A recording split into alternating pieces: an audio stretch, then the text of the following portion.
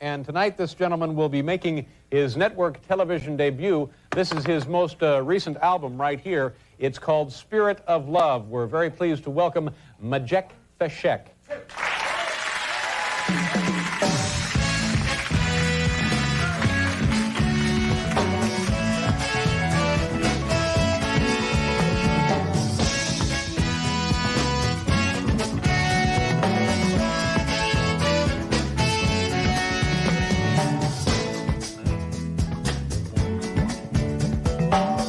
Arise from your sleep, Africa. Rise from your sleep, America. There's work to be done, Africa. There's work to be done, America. But if we unite, we will be free. So long, too long, so long, too long. We've been sitting down for so long. We've been fooling around for too long. We've been sitting down for so long. I have not been fooling around for too long. So long, so long, too long, too long, so long, for too long, too long. Hey.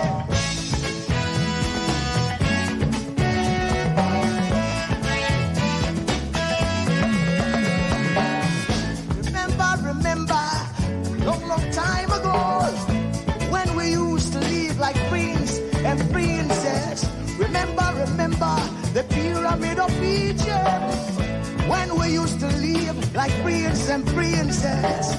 Remember, Marcus Garvey, who are the dream for New America. Oh, remember, Martin Luther King, the dream for New America. They say you are black, they say you are brown, they say you are black, they say you are brown. Only the angels of Jah is white now.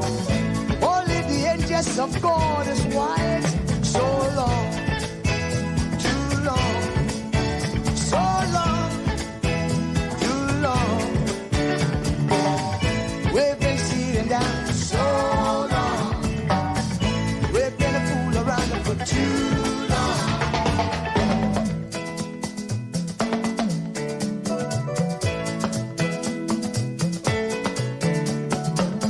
Arise from your sleep, Africa. Arise from your sleep, America. There's work to be done, Africa. So much work to be done, America. But if we unite, hey, we will be free. So long, too long, so long, too long. Pressing down for so long.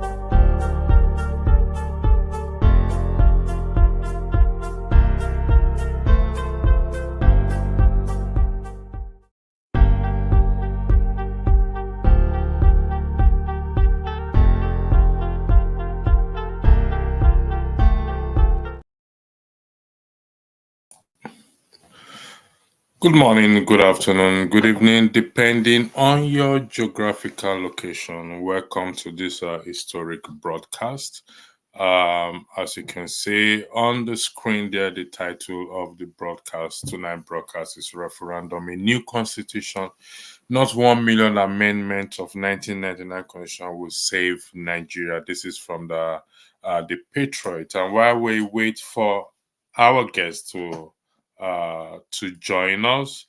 While we wait for our guests to join us, we will dive into it and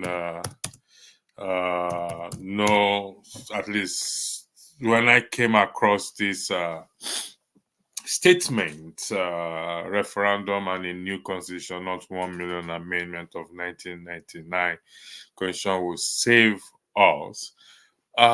What caught my attention is the word "save." And for those of you who knows my position is that I believe that a change in behavior and amending the constitution will help us. However, there is a shift, and this shift is as a result of when I saw this statement, and I said, okay, you know what? It's all about saving the country. So I believe in compromise when we are finding a solution to a problem. And if the solution is coming from the opposition, then I think it is wise to work with them as well too. Like I said, we will be joined to this evening with Tony, Nani, and Mr. Lani Pekun. I still spoke with myself and Tony. See how the chat this evening is on. I think he's driving when we spoke, and he promised to be on this show this evening, and I believe he's going to join us. And while we are waiting for them to join us in respect to this issue on moving the nation forward, we will discuss this. So the referendum and a new constitution, not 1 million amendment of 1999 constitution, will save Nigeria. So that is where we are today. And without a shadow of doubt, we all will agree that Nigeria certainly needs saving at this time. And if the current constitution is, the argument is the current constitution is our problem. Well, like I stated earlier, I don't see it that way.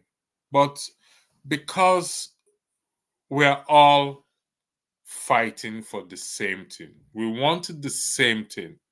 So I made a shift to say, okay, if this is what is going to save us, then let us all go for it. Have one voice and make it happen within the time frame of what now in 2027.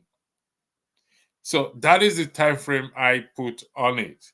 And I had this discussion with Mr. Tony, and hopefully they will be here soon to kickstart this, because this broadcast is primarily set for them, and hopefully I send them the link, and maybe I'm gonna put the link again on the comment section, just to be on the safe side for them. Maybe they can click on it and join the broadcast. However, they have the link already. Now, I will leave it that way. They have the link, they will click and join it. So if you are watching, thank you for joining this broadcast this evening. Will a new constitution save Nigeria? If yes, if no, what is the way forward? But we go with the yes for now, because this issue of the constitution has been discussed over the years. They said there's a 2014 file. So a lot of argument, report, writing, back and forth has gone into this current constitution. In fact, according to one of the statement here. It says here that let me see if I can get it here. So it's number 5. So this is it here.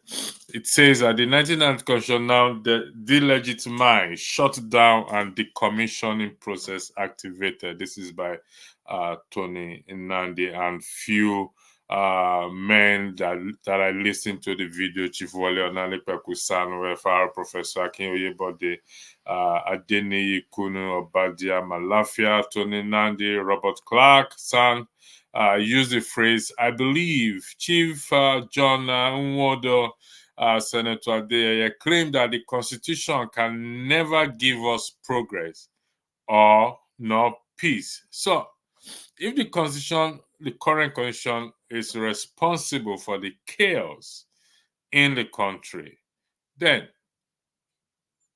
we need a new Constitution. The argument will still rage as to if it is a new Constitution, about our behavior. That is what we are here to discuss. So thank you for joining us, Veteran Olawale. You need to, I don't know if you are joining from Nigeria. If you're joining from Nigeria, then if not, you appreciate if you have your video, your camera on, please. Your camera is off so that I can bring you on the stage. I'll bring you in the meantime until you have your camera on so that our viewers can know that we mean business during this time. So good evening, sir, for joining. Thanks for accepting the invitation. And also, Mr. Tony, thank you also for joining. Good evening, sir. And first and foremost, I would like to express my gratitude to the both of you for accepting the invitation. And I would like to thank His Excellency Mazi Njenje Media that made this also possible, even though he said it's a borrowed rope I'm giving to him. Mr. Tony, good evening. Yeah, good evening. And welcome viewers. How was your trip? How was your driving? Hope you had a good drive. Yeah, thank you. As we're here, you know how it is here. Okay. Thanks very much. I'll come back to you. Mr. Veteran Olawale, good evening to you, sir. Yeah, good evening. Good evening. How are you? Thanks for accepting the invitation and for honoring it. I really appreciate that. It means a lot. So we're not going to waste much time. We're going to delve into this discussion. And from what is on the screen there, referendum and new constitution, not 1 million amendment of 1999 constitution, we save Nigeria. I stated earlier that what caught my attention is the word save. Definitely, Nigeria needs saving without a shadow of doubt. But before we go into the main discussion, I will give both of you the chance, maybe 3 minutes, to at least weigh in on the current situation, to tell the viewers, and what do you take? What's your take on the current situation of the country? Fuel prices up, the dollar is still going up. And there's a video I wanted to download and play for you, the Bini Auchi Coastal Road. It's a kind of a funny video to see what happened there. So I'll start with you, Mr. Tony Nnamdi. Could you just give us 3 minutes your take on the current situation of the country before we actually go into the main topic? Thank you. You muted, sir. You muted. Thank you.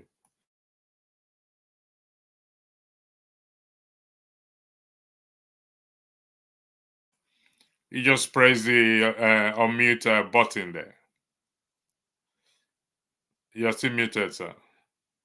Okay. I think he's having an issue with his... if you press the unmute button, you're going to be unmuted and the microphone. You are still muted, sir. We can't hear you. It's still showing muted. If you look at the microphone icon and you just unmute yourself, you spoke earlier. Now maybe it's your system having an issue. I'll come back to you, Mr. Tony. So, Veteran Olawale, could you please give us your take on the current situation in the country? Thank you.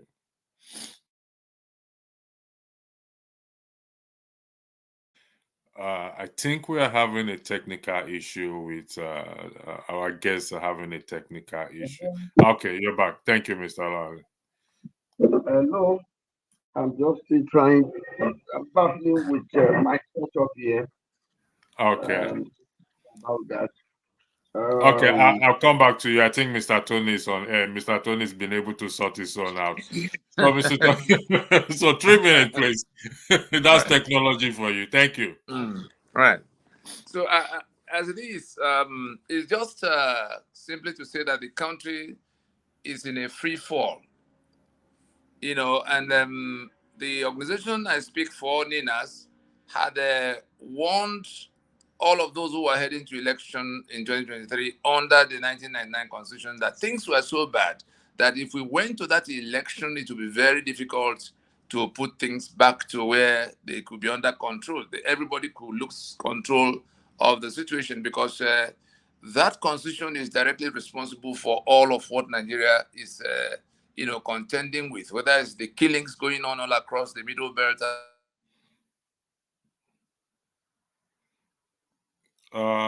We can't hear you again, Mr. Tony. Right. Okay, or the we can hear corruption the corruption we see. And I challenge you on this program, anything that is the problem you hear from Nigeria, ranging from the killings to the corruption to the free fall of the economy to the infrastructure that is in decay, I will point the viewers to the section of that constitution that is directly responsible for it. And the fact that it will not improve, nothing, no matter who becomes president, is going to improve it under this constitution. So that's a challenge. That's why things are the way they are. The killings are happening just because of that constitution that puts arms and ammunition on the exclusive list, policing and the security on that exclusive list. And the Naira is in free fall because the refineries that should have been giving us petroleum products are not working because refineries are on that exclusive list. And so we're importing. A country that sells out 3 million barrels of crude oil every day is importing petroleum product for 200 million people. Is that not madness? And it is that constitution that locks down the capacity to refine for ourselves. It is that constitution that locks down the electricity we don't have. Is that constitution that locks because it puts electricity generation and transmission on that exclusive list. And so whatever it is that is going wrong in the manner we see every day, the humongous cost of governance, in which you see the kind of figures that there was budget, and because people could sit in Abuja and they pad the budget by 3.7 trillion, which was shared out in less than 48 hours amongst them, 3.7 trillion, quite apart from whatever they might have loaded into the budget itself. And so you see, it comes back to we are deliberately, those who swear to defend and uphold that constitution, those who choose to govern Nigeria with that kind of a constitution, the ones, and we who go to elections under that constitution, it's been there since 1999. Every single thing that has gone wrong, is going wrong, will go wrong, coming from that constitution. Why is it difficult for those who are ruining the lives of others to stop and listen for a moment? Because we have on the table what can solve the problem. And the danger is that the country could collapse on their head. The further danger is that the Fulani that are invading and killing are not stopping because nothing is standing their way right now to carry on with what they're doing. Why are the people in that danger not asking questions? They just go as they are told, as if they don't have capacity to reason things through. Those who went to the election of 2023 under the 1999 Constitution very richly deserve all of what they live through now. And it's going to get worse. It's going to get, that is far worse than it is now. Okay. Unless something happens and we have on the table something that can halt that drift. into the anarchy that is becoming. Thank you. Mr. Veteran Olawale, again, thank you. Your Excellency Njenje Media, thank you for making this possible. Welcome on the show again. If you like, don't accept the borrowed rope. I've already placed it on you. So, Mr. Veteran Olawale, again, I will thank you. I appreciate accepting the invitation. Please do not address do not address me in a borrowed rope, because Mr. Wale, your take on the current situation of the nation before we go into the main topic, please. The floor is yours, sir.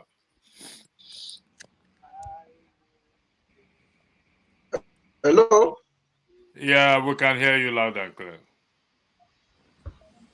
Yeah, thank you very much for inviting me to this show. For me, the state of the country speaks to the point that if the foundation be faulty, what can the righteous do? The foundation of our country is faulty from inception, from its amalgamation stage.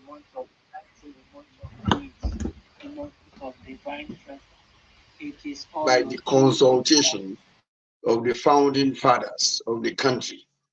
At that time, they beat because consultations were allowed into the independence of the country. And so again, there was an interregnum created by military incursion into governance. And all of that, you had long military rule, you know, with those who are not expected to rule, being in charge of governance at one point or the other, leading to the warped democratic rule that was foisted by the military regime under Olusegun Obasanjo at that time. You know, there has been a lot of circumvention of the will or the aspiration of the Nigerian people, and that's still going on. The state of the nation is worrisome.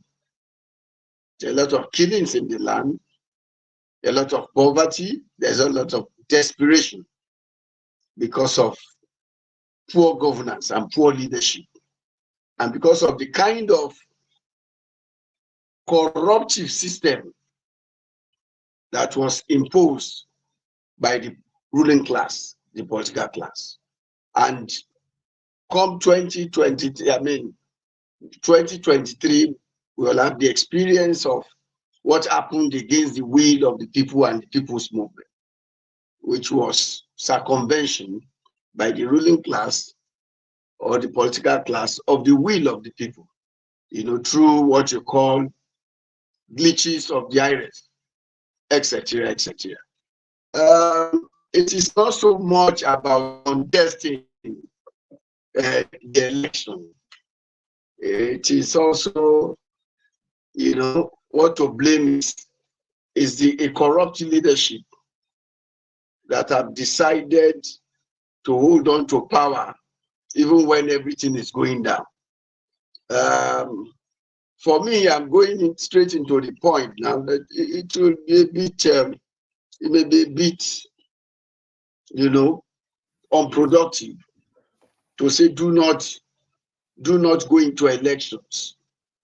That do not go into elections when the people have not been sufficiently mobilized to appreciate and understand why they have to rise, you know, to do an alternative. You can't. Sorry for interjecting you. Njenje Media, I'll come back to you. So, from what both of you have said, we can come to the agreement that we need a new constitution. If I am correct, if I'm making the right statement. Well, definitely, we need a new people's democratic constitution. It has to be people-driven, people's owned, democratic nation. Thank you. According to the document, Mr. Tony, that you sent to me, I'm going to point out here, it says the National Christian Elders Forum, their communique says, conference pointed out that the role of the National Assembly is to make laws, not to produce a constitution for the country. And the responsibility of producing the constitution rests on the ethnic nationalities, not on the National Assembly. Then it's a participant at this press conference called on the ethnic nationalities to organize and give Nigeria a new constitution. So I place a time frame, that is me, of 3 years, which is between now and 2027. Because like I stated earlier, what caught my attention is the word save in that earlier statement. So how do we, it's about solution now. Since we've agreed that we need a new constitution, how do we get the 220 million Nigerians, the 386, if I'm correct, ethnic group on board this thing? How do we go with the sensitization of this issue? Because time is of essence. We've argued on the current constitution. And like I said, I agreed that yes, corruption is enshrined in this our current constitution. If amendment will not save it and change of behavior, so we need a new constitution. How do we go about it? I'll start with you, Mr. Nandi. The time frame that I placed, my time frame may not fall with other people's time frame. It's 3 years between now and 2027. And like what Mr. Olawale said, and both of you said, that it is not about the current government. It's not because the government have come and go, have operated on this 1999 constitution, and it never worked. So how do we go about it now? To bring, based on what is being highlighted, to bring all ethnic nationalities to the table and organize and give Nigeria a new constitution. I yield the floor to you, Mr. Tony Nani, then I'll go to Mr. Olawale, please. Veteran Olawale, please. Thank you. Yeah, if we can define what we're looking for, we like doctors would do, the diagnosis, the prescription, and then the treatment in that order. If we were to do the diagnosis of how we got to the mess we are in, it was because we abandoned the federal foundations upon which Nigeria was constructed. And in abandoning it, we went into something that will not work, unitarism, for a multi-ethnic country like Nigeria, of which it was on account of being a federation that we became one political union. Those were the discussions that happened between 1951 and 1959. The British, who were about to depart, were now holding discussions with these the three regions they had made out of the Nigeria they were governing up to that point. Each of these three regions made out their constitutions, because a federation, for when you talk about a new constitution for a federation, you are not discussing a federation anymore. A federation is a union of sovereignties, a union of constitutions. They are like countries that are coming together to form one political union, like you have Germany, France, Portugal, and forming European Union.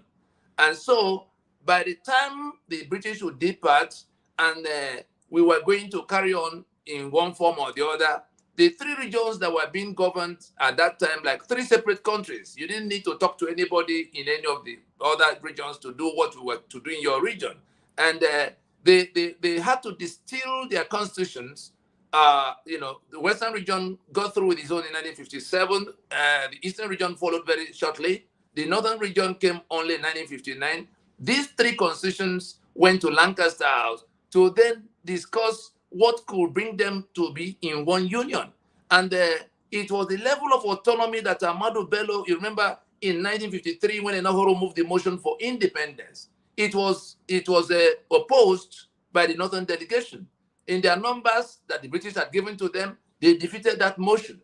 And they then all went along to where they said they needed more time. They had not sufficient education and exposure to compete with the balance of the regions. And so by the time the regions made out their constitutions, they came ready with their own only in 1959.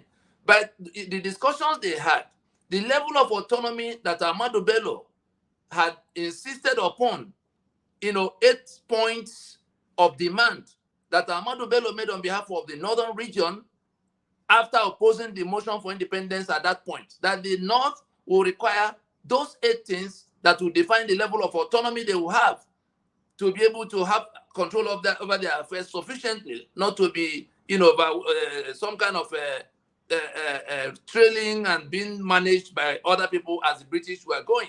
And so it was those 8 points of demand that defined the discussions that now shaped the type of federation they agreed to be.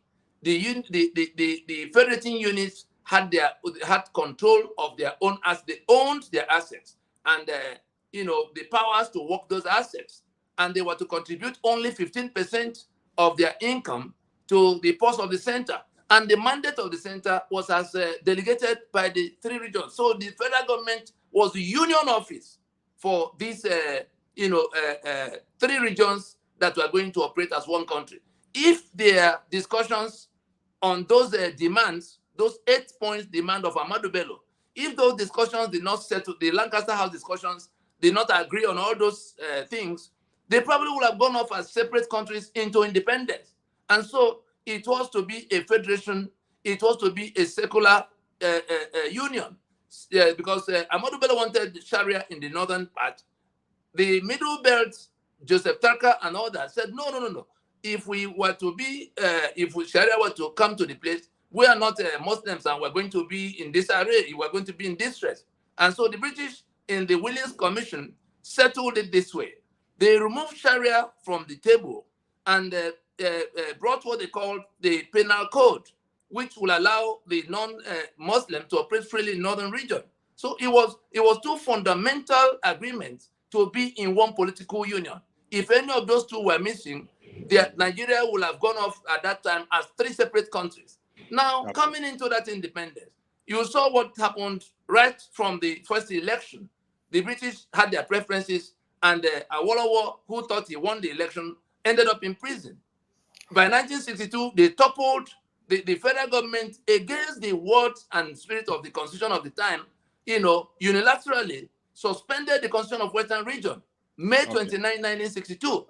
And then Mr. that was Tony, the point. Sorry for interjecting you. Yes. I apologize for that. I am getting a different vibe from your argument, and I have a follow-up question because from what I'm getting, I'm also reading. Okay, right. Okay, you have 3 minutes so I can go to Mr. Lawale. Hold on. If you let me land, I say we need to find out what the ailment is. I was building up to how we got to 1999 Constitution, because you see, we've been working on this matter since the very year. In 3 weeks from the introduction of the 1999 Constitution, some of us who saw the danger ahead, because it didn't come in 99, it was from 79. It had already caused enough havoc.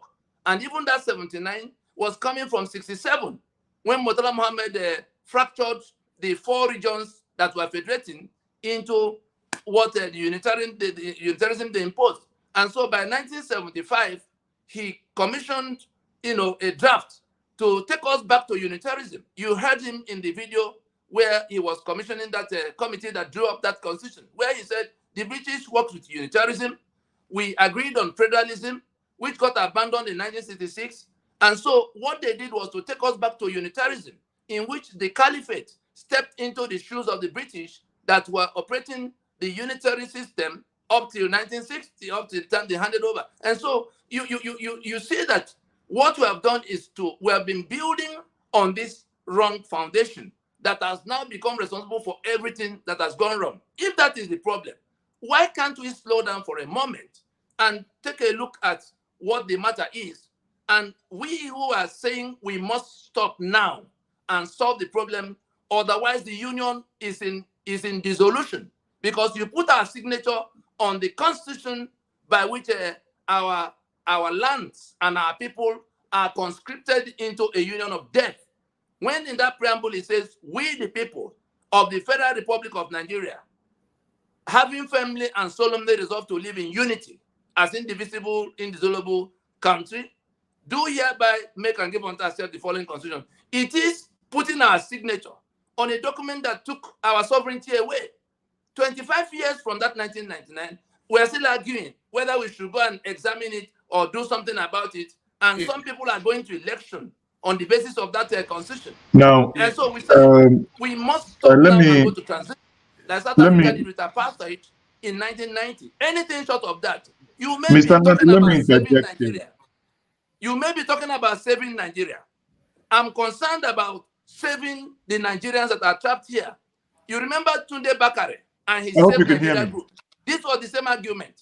Yeah, Mr. Tony, we'll come back to it. Mr. Njenje Media, go ahead before we go to Mr. Veteran. Go ahead, please. Now, my good brother Tony, I welcome you to this platform. It is always good to, I believe thousands of Nigerians are watching us now across the social media platforms, including Twitter, YouTube, and Facebook. Now, to the question he asked, obviously the problems we know. That Nigeria is not working is no longer news. How we arrived at this point is also known. Now, there are 2 points of divergence here. You and my dear brother as well, Lawale, both of you agree that there is need for Nigeria to have a new constitution. However, the question he asked is, how do you see that happening? I think the point of divergence here is how to make that happen. Are you going to go back to the National Assembly that have been the elected representatives? Without you saying anything, that is a capital total rejectamento from you. It's no.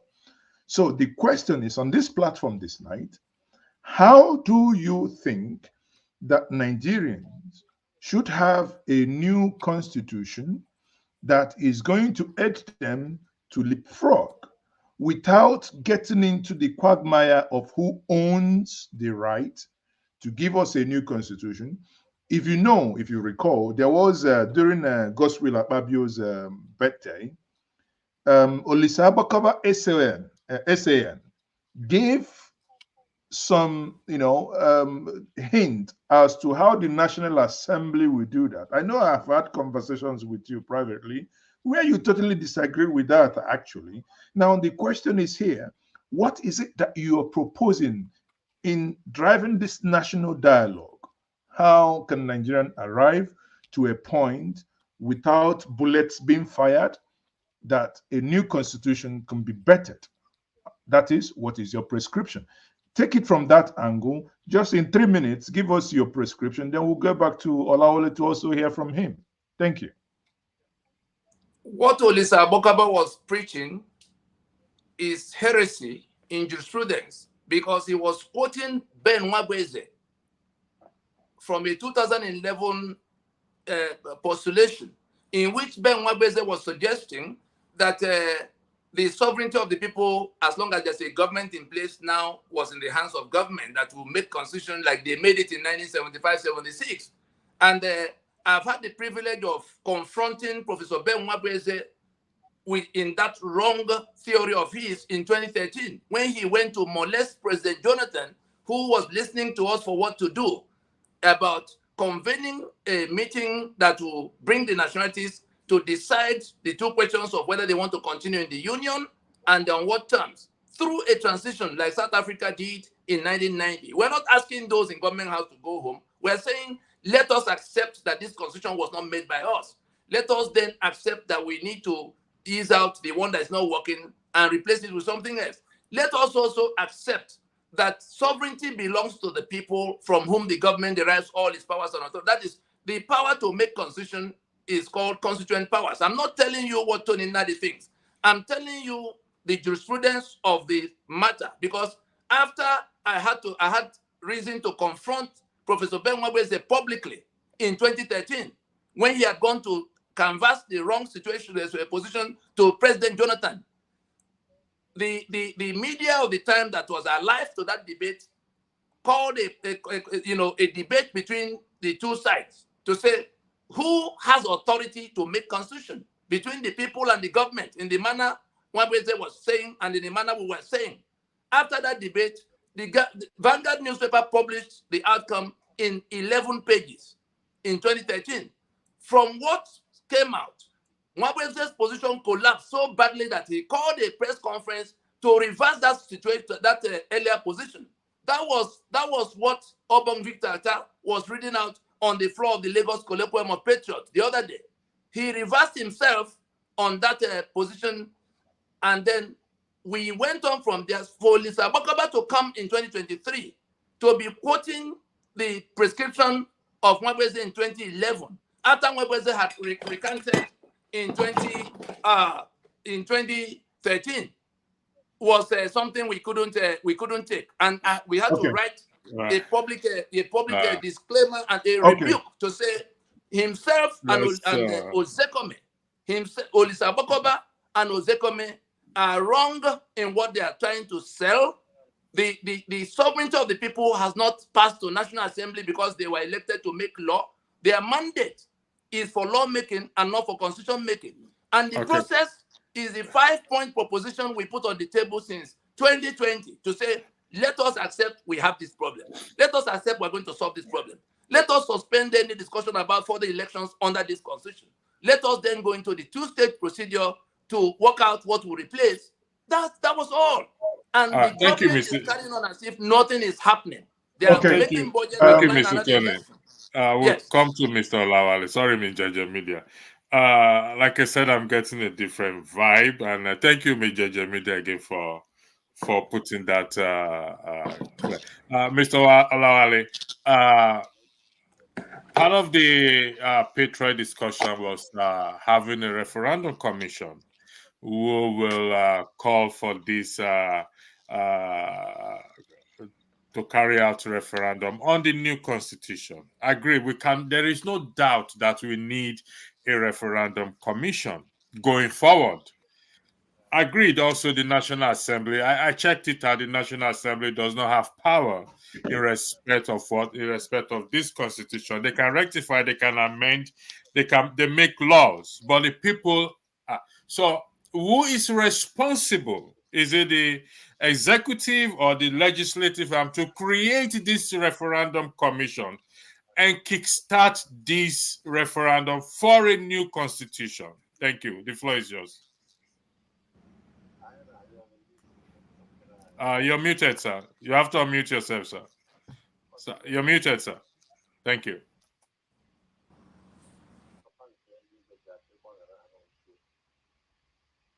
You're muted back again. You're muted back again. Your system seems to be muting itself back. Thank you. All right. Thank you, sir. Is it okay now? Yeah, it's okay now. We can hear you loud and clear. Thank you for this. This is fundamental to the development of the country. Without what we are discussing today, there can never be development, peace, stability, cohesion in Nigeria. Because the Constitution of Nigeria is everything about Nigeria. And Constitution, by its name, is made by the constituents of a country. That is the people. But in the case of Nigeria, given the nature of Nigeria, by the federating units, which essentially are ethnic nationalities or nationalities that make up the country. You have to come together, through a means, and then fashion a constitution that is debated, negotiated, and agreed by them. And having done that, the people who have right to vote at a referendum, that is the citizens of Nigeria. But let's look at strategic steps to be taken. under the present situation. It's not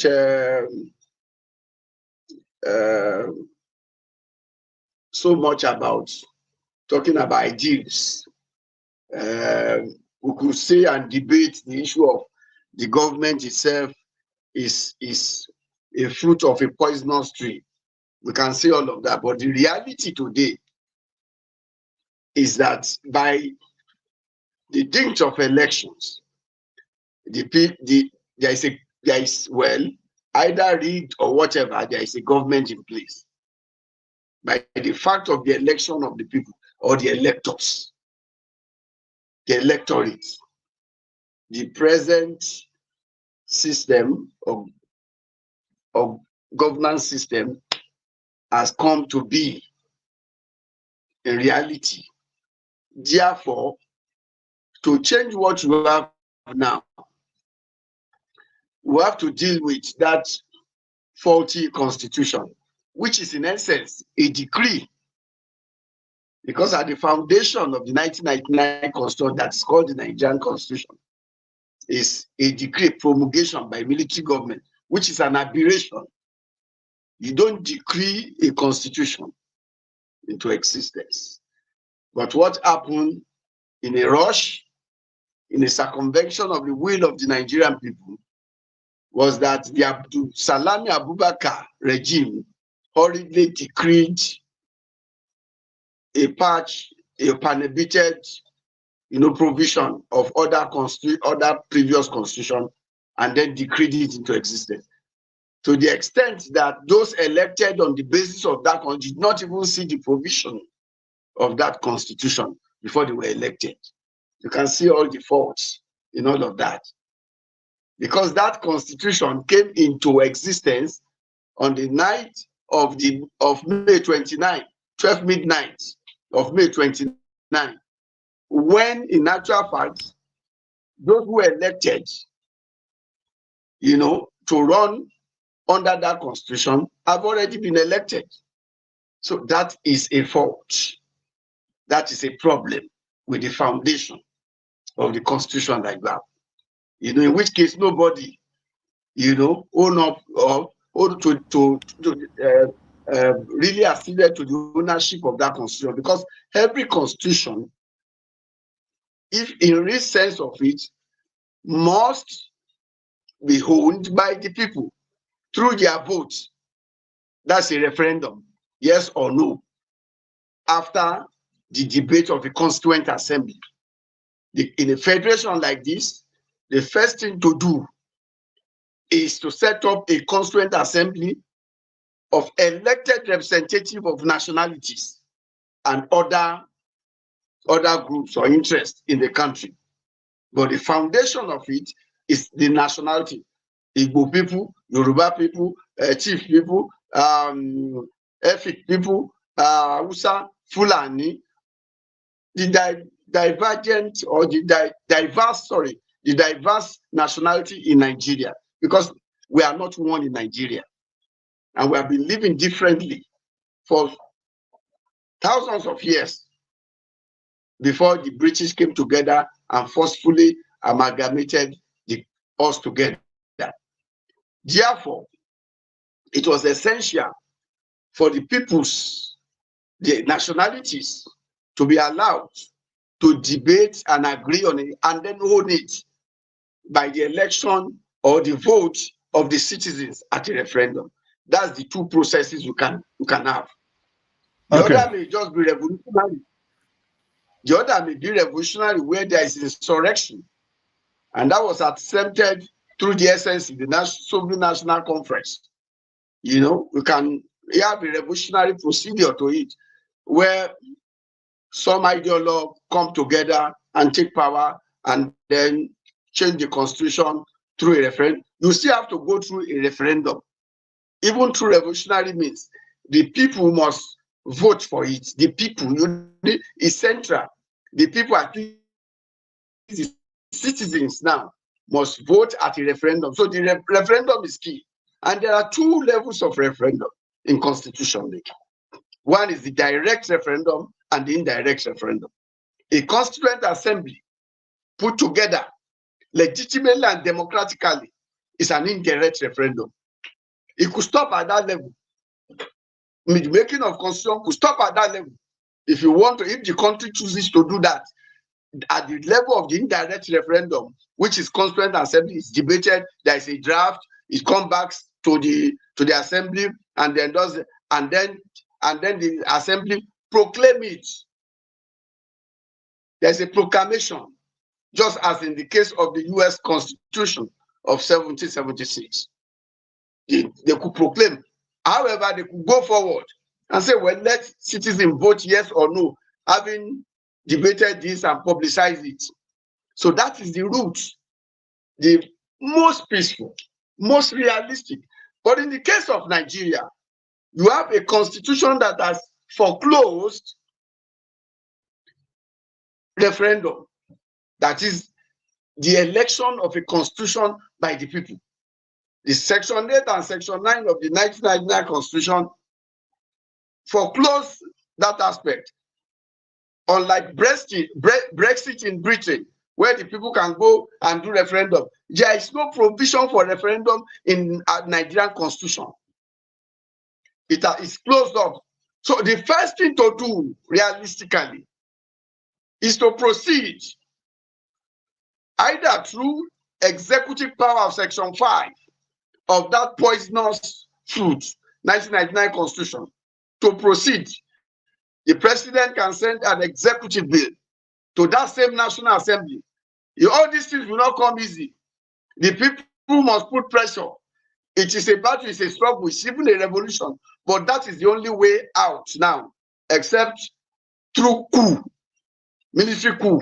It's only a military coup again that can change. So the president can proceed using his powers under Section 5 of the 1999 Constitution to generate an executive bill to say that the people, there should be a provision in the 1999 Constitution that can provide for the people to give unto themselves through a referendum a people's democratic constitution. That's Section 5. The powers of the executive powers of the president, sending bill. And the National Assembly also can also, through its Section 4, I am not a lawyer, but this is my thought, can also a legislative bill to say, well, there is a necessity now. We need to open up for the people to give on, because the National Assembly cannot give you a constitution. It can only make laws from the provision of the 1999 Constitution or amend it. From what exists now, the National Assembly cannot give the country a constitution. It can only make law. And a law is different from a constitution. Why a constitution is the ground norm of the agreement of the peoples of a country. A law is made, to govern the day-to-day activity of a country based on the provisions of a country. And that is why the Constitution will never say that any law made or even policy that is contrary to the provision of this Constitution shall be null and void to the extent of the contravention to that Constitution. Therefore, therefore, the national, you need to listen to this step. These are practical, very simple steps that can take you to the El Dorado of getting a people. What we are facing today is to say, how do we provide for Nigeria a people's constitution that will create stability, peace, cohesion, and development? And what exists in a realist sense is that, one, that I've said, executive bill from president. Two, whoever the president is, it does not matter here. Two, legislative, or a private member bill stating that National Assembly, this has caused us chaos, there is insecurity in the country, there is poverty, there is kidnapping and the rest, there is incohesion. Therefore, we need a constitution that can bring in harmony, and that also will be entertained by the National Assembly. But power corrupts. An absolute power corrupts absolutely. Absolutely. That's the problem, because those who are in power today may see it as a suicide mission. Therefore, the onus on you and I is to go back to the Nigerian people, the masses and the citizens, and then begin to do political education on how to proceed Mr. to this Lawole, and the significance of that. Mr. Lawole, let me quickly interject here. Thank you very much for that submission. Let me quickly interject here. Ideally here, like Mr. Tony Nadi said, that there should be a meeting of ethnic nationalities. You repeated the same thing. That is your own proposition. Now, two of you are proposing here that for this to happen, for this new constitution to happen, that there ought to be a representation from the ethnic nationalities. Now, the question in a constituent assembly, it's a nomenclature. A constituent assembly. It's a nomenclature. It's the name. It's stylized. Whether you call it constituent assembly, whether you go back to. But the prominent question here is, how do we now go to the people to say, give us representation? I'm playing the devil's advocate here, by the way. We're going back to the people, say, give us representation, whereas there are already representation from the same people, three of them from each state, in terms of the the Senate. On the other hand, the lower chamber, you have them, some 6, some 10, some 12. So the question some people would then ask, if we have these people already paying, that humongous amount of money is being spent on, can't they be converted into those constituent assembly or whatever nomenclature we choose to call them, to sit down and discuss? And if we say again, we can go and get people, it will now come back to when Tony probably speaks. In 2014, Nigeria had a National Assembly under Goodluck Jonathan, yet they went in and picked individuals again from ethnic nationalities to come together and to give Nigeria a pathway, which sadly, I must note, appeared to have amounted to nothing, a mere effort in futility. So the question is, if you have this National Assembly, why would Nigerians agree to go again to the people and pick? Because these individuals already there are from ethnic nationalities. I want both of you to be same. 2 minutes, and I give 2 minutes. Let me just quickly educate on that. I need to educate. You know, those elected into the National Assembly are essentially elected for the purpose of making laws and amending laws. The Constitution, that same Constitution that is poisonous, makes it clear they are elected for the purpose of lawmaking and amending laws. It will become unconstitutional and illegal for them to undertake to take the place of the people, because no constitution is given by an arm or organ of government. They are agents of the people. The Constitution, in giving constitution, you go directly to the sovereigns for the purpose of constitution making, and it must be clear, because they will have to elect their representative different from those in government, because the executive, they are to execute what is made in terms of law. The legislators are to amend and then to make laws and amend. They can't do more than that.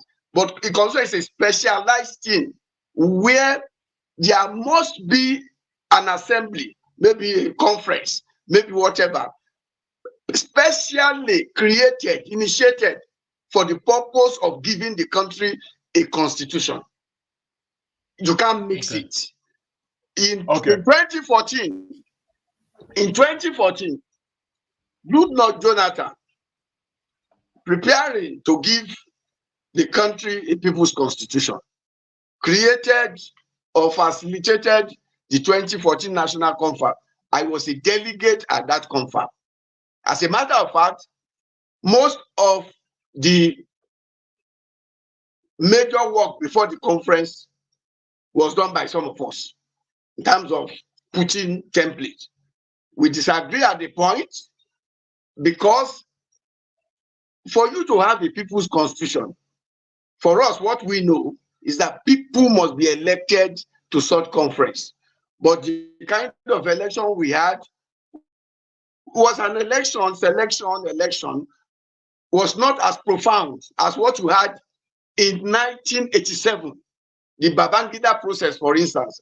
I have done comparison among the processes in constitutional exploration of Nigeria, and I saw that even the Babangida process, the Babangida that we criticize, that process was deeper because it was called a zero party election, where people were actually elected, people debated, people campaigned, and then people were led to go to represent their constituency for the purpose of making a constitution. It was not deep enough. We had done a paper too, arising from the conclusion of that confab. We had done a paper to say, look, you may have to go into a more profound process of electing people to come and do a new constitution for us so that you can create legitimacy. Because the degree of legitimacy in the constitution matters. And the whole problem with the 1999 constitution is the lack of legitimacy, the ownership of the people. Nobody is owning up to it except the military and those who are beneficiaries of the constitution today. Therefore, in getting a people's constitution, you must deepen the degree, the level of its legitimacy, that is ownership of the people. And that is what is missing. But you cannot, you dare not ask legislature, National Assembly, to go and do constitution when they have not been elected for that purpose. It will become an aberrative and then it will become unconstitutional. Thank you. Thank you. Sorry, Mr. Njenje. I want to pick two things Mr. Veteran said and throw it on the table of Mr. Tony Nandi in respect to the Referendum Commission. He said, I'm starting to be corrected, Mr. Veteran, if I'm wrong with what he said. This can be done by either executive bill or by the National Assembly, which they are not willing to do. Now, in Section 68 and Section 110... A private individual bill, private member bill, can settle a bill. Section 68 and Section 110... Sorry. Okay. Section 68 and Section 110 give power to the people to recall their legislators that represent them. Mr. Tony, don't you think, in your own opinion, that if we take this campaign to the people in terms of having a referendum commission, that we should go to our legislators in each of our constituency that we need a referendum commission, and failure for them to come to terms with us, they will be recalled? Don't you think that will be effective going forward in terms of getting a new constitution? Mr. Tony, the floor is yours. Thank you. We can't hear you, Mr. Tony. You are not muted. I don't know why we can't hear you. You are not muted. No, can you speak now, please? No, we still cannot hear you. We can't hear you, Mr. Tony. You are not muted. You are not muted. Maybe mute it and unmute it again.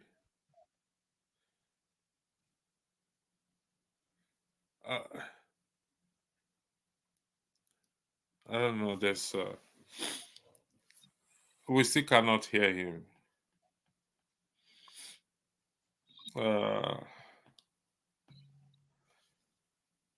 You are muted now. Can you unmute yourself again and try to speak, please?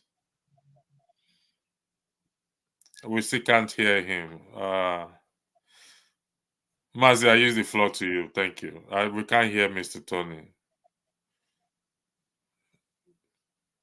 Yeah, Mr. Nadi, you may have to go back. You may have to go out and come back in, so that let's see if we can hear you.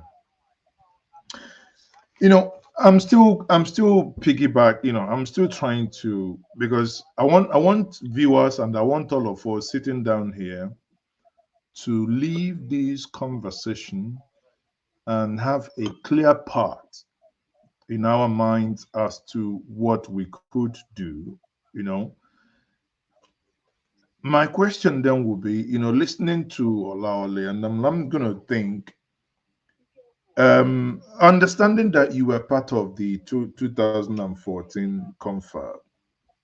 Now, let's assume, and this is the reality of Nigeria today, the National Assembly would always say, I said this, I recall in the last, in the 10th Assembly of Lawan, is it the 9th? I think the 9th Assembly or so, is it? Yeah.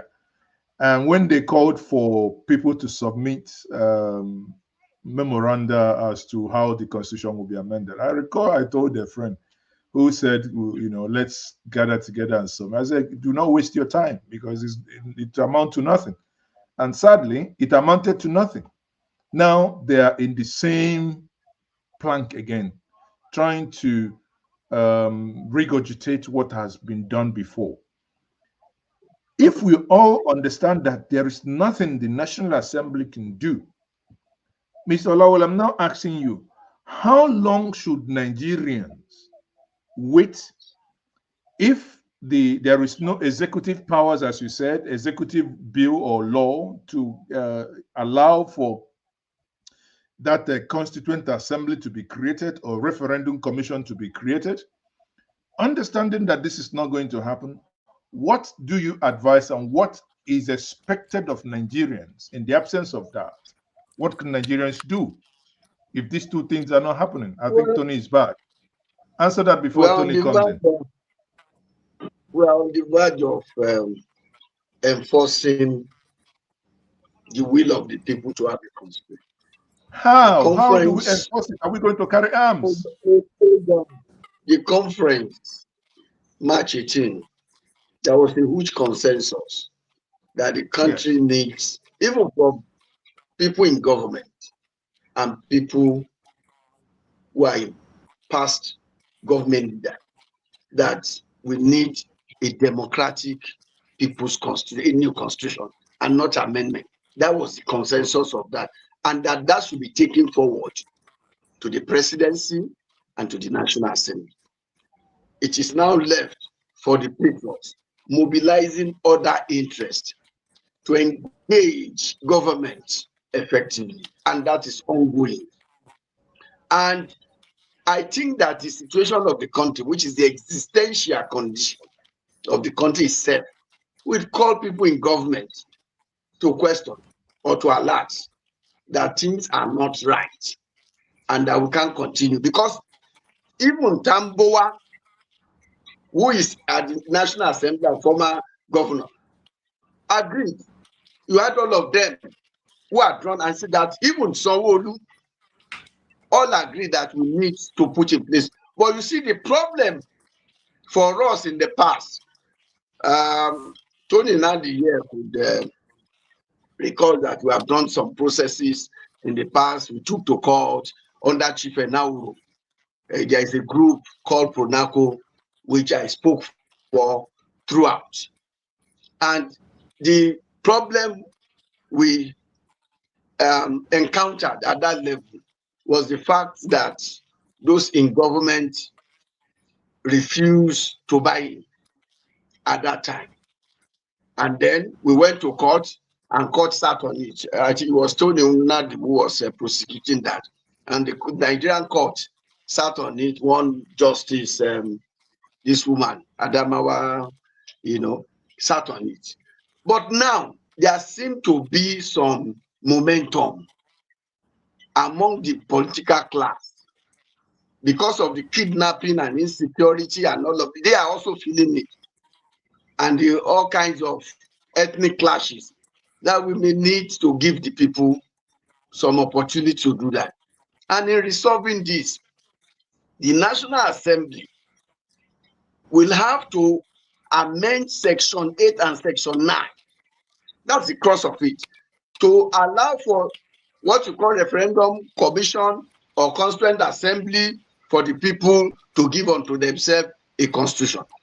That is the process that we have to see through now, through a bill that will come. How? And My question remains how?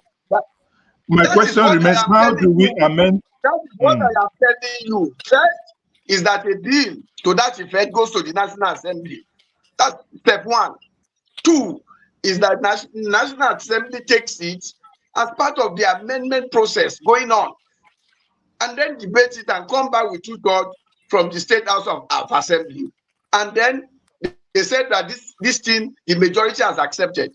Then you open up Section 9 and Section 8 of the Constitution by inserting a new provision which allows for the people to give unto themselves their own constitution that they can hold through a referendum or constituent assembly. Simple. The moment you have that inserted, and this will also go with pressure, then it's doable.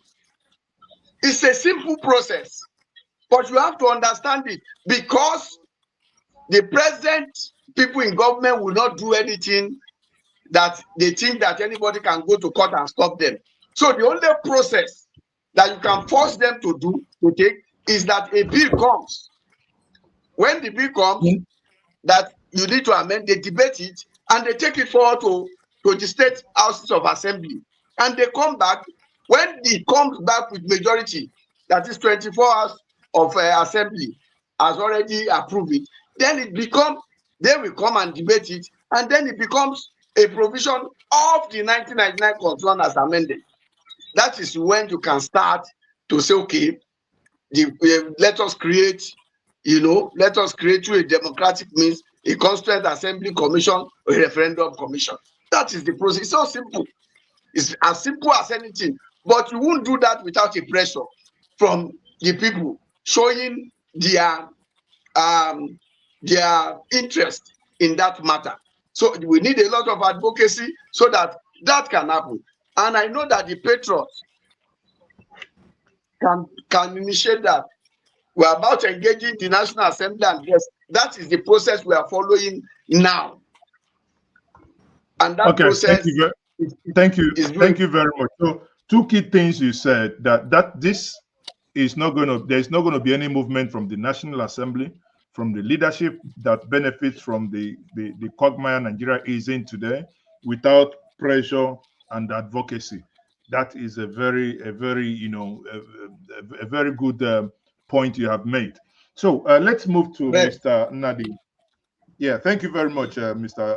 Olawale. So, Mr. Tony Nadi, on this point, if we come to, we know the elephant in the room.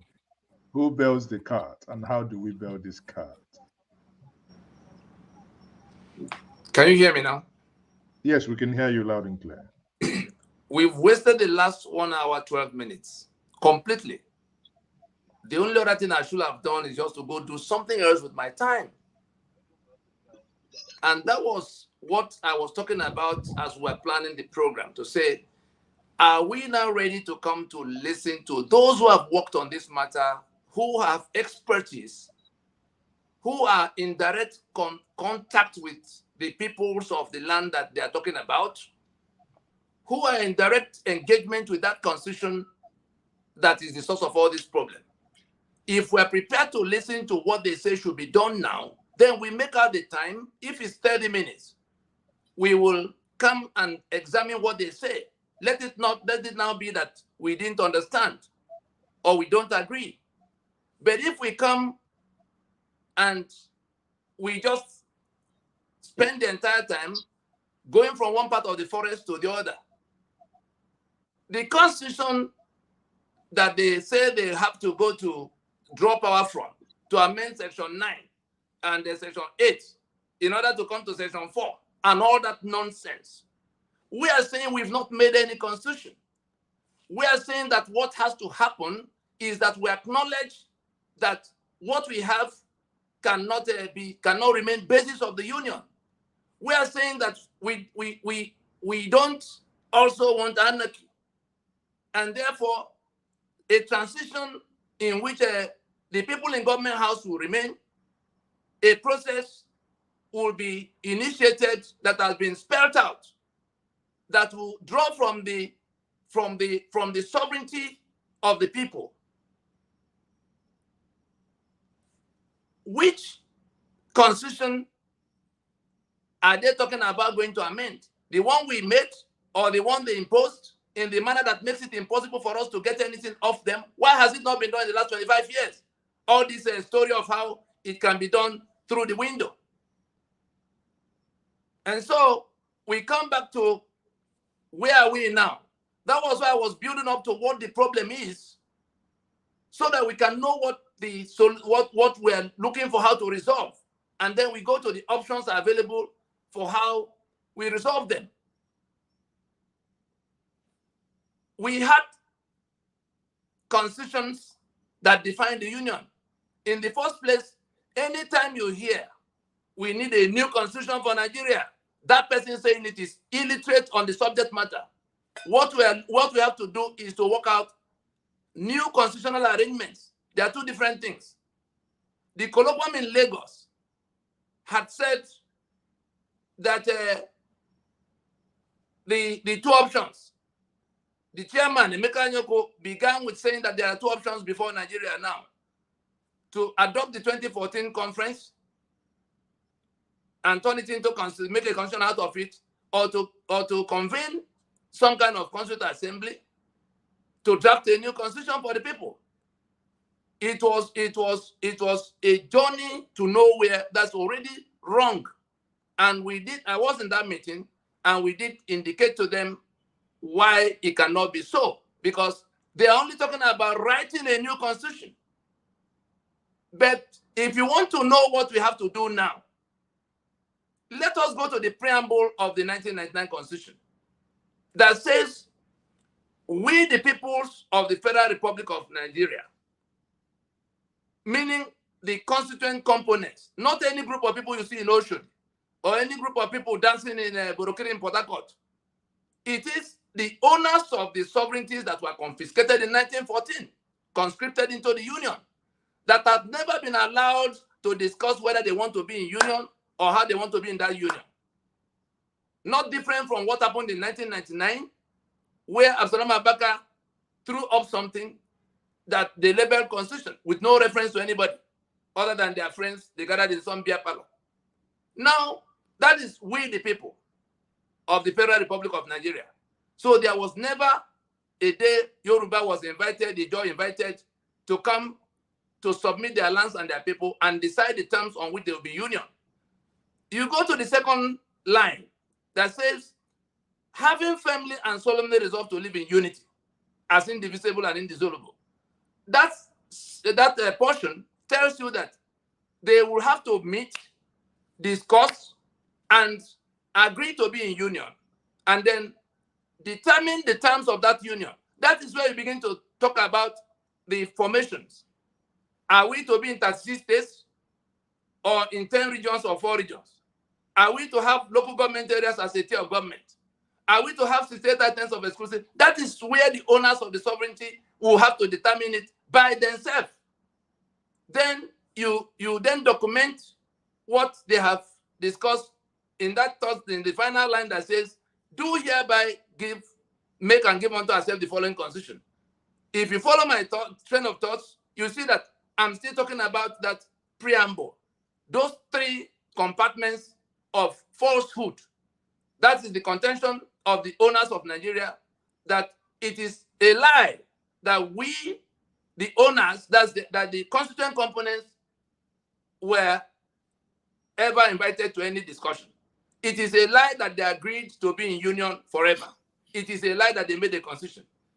If you want to know how to resolve that, you go to section 14.2a that says, even as the disputed as that constitution is, section 14.2a says that sovereignty belongs to the people of Nigeria, from whom government, through this constitution, derives all its powers and authority. Therefore, it's telling you that it is only when the people that will federate in Nigeria have sat down and agreed among themselves and made a constitution accordingly, that you can have the instrument by which the union can be convened and governance can be provided with all the limits and rules set by the owners of the enterprise, the people, just like memo and articles of a company and the owners of the company. It is never the business of the hired management, which is what the government is to the enterprise Nigeria. The owners of the enterprise are those who could be countries of their own if Nigeria were not in place, if Nigeria was not occupying their space. Are you not surprised that people are waving flags in Western Nigeria that would be 60 million people?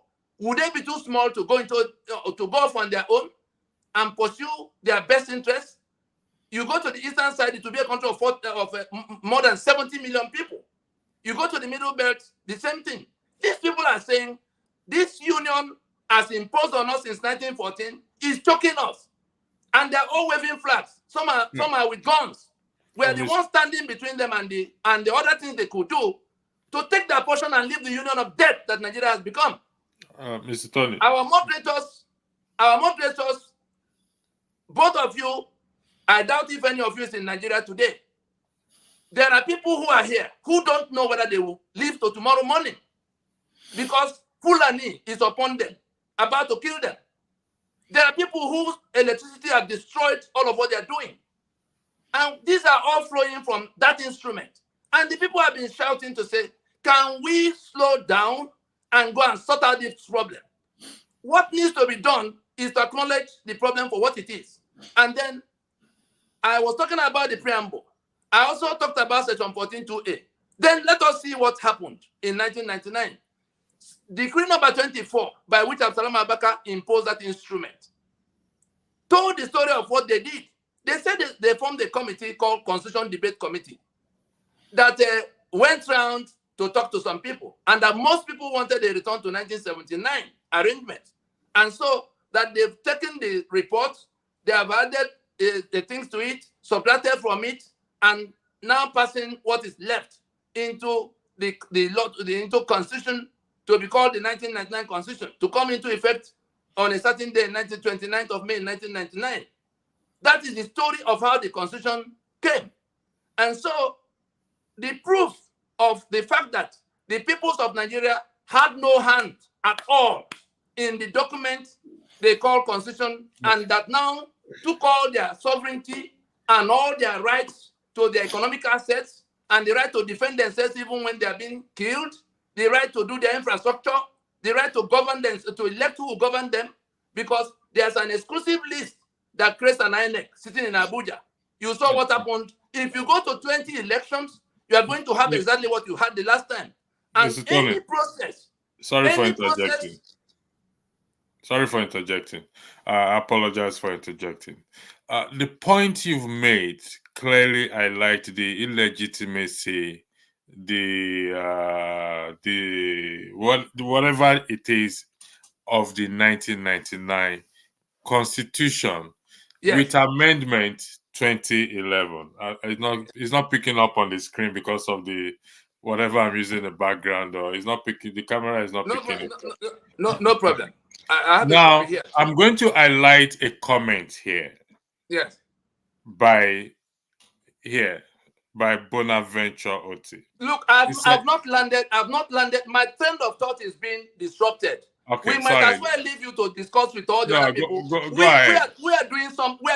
You are bringing people who are not doing anything. We are doing something that has been placed on the table, and you are bringing people who are not doing anything. Will you let me land what I'm saying? Okay, go ahead, sir. Go ahead, sir. Respectfully. Now, we are saying that what we need to do is to accept that we have not made this constitution and that we need a replacement for it. To realize that the Union of Nigeria is a federation. That's the only way it can be one political union.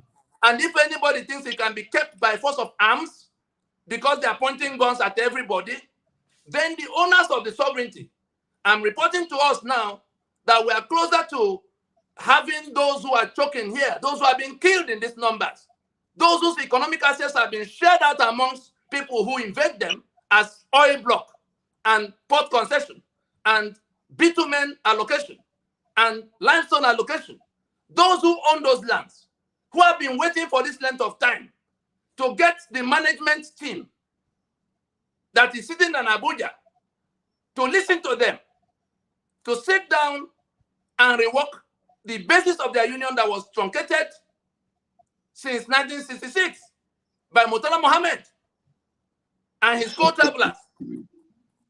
And so, where we are is that the 5-point proposition of Ninas, which did not fall from the sky, you had my Mr. Kunuyi talking about the processes that have been undergone all these many years. The only problem is that another election will soon come. We're in 2023 now, or 2024 now. By 2025, candidates will begin to emerge just because we have not stopped to sit down and listen. The colloquium in Lagos, in which Tambuwal was pointing them to National Assembly, 36 states, the votes in that National Assembly is already rigged against us. You can't take one alphabet. You can't add one alphabet outside what the caliphate wants. And they want to drag us to that place because they have absolute, they control 72% of what will happen in the place. So you can't even introduce, no matter who, whether it's Akpabio that is president.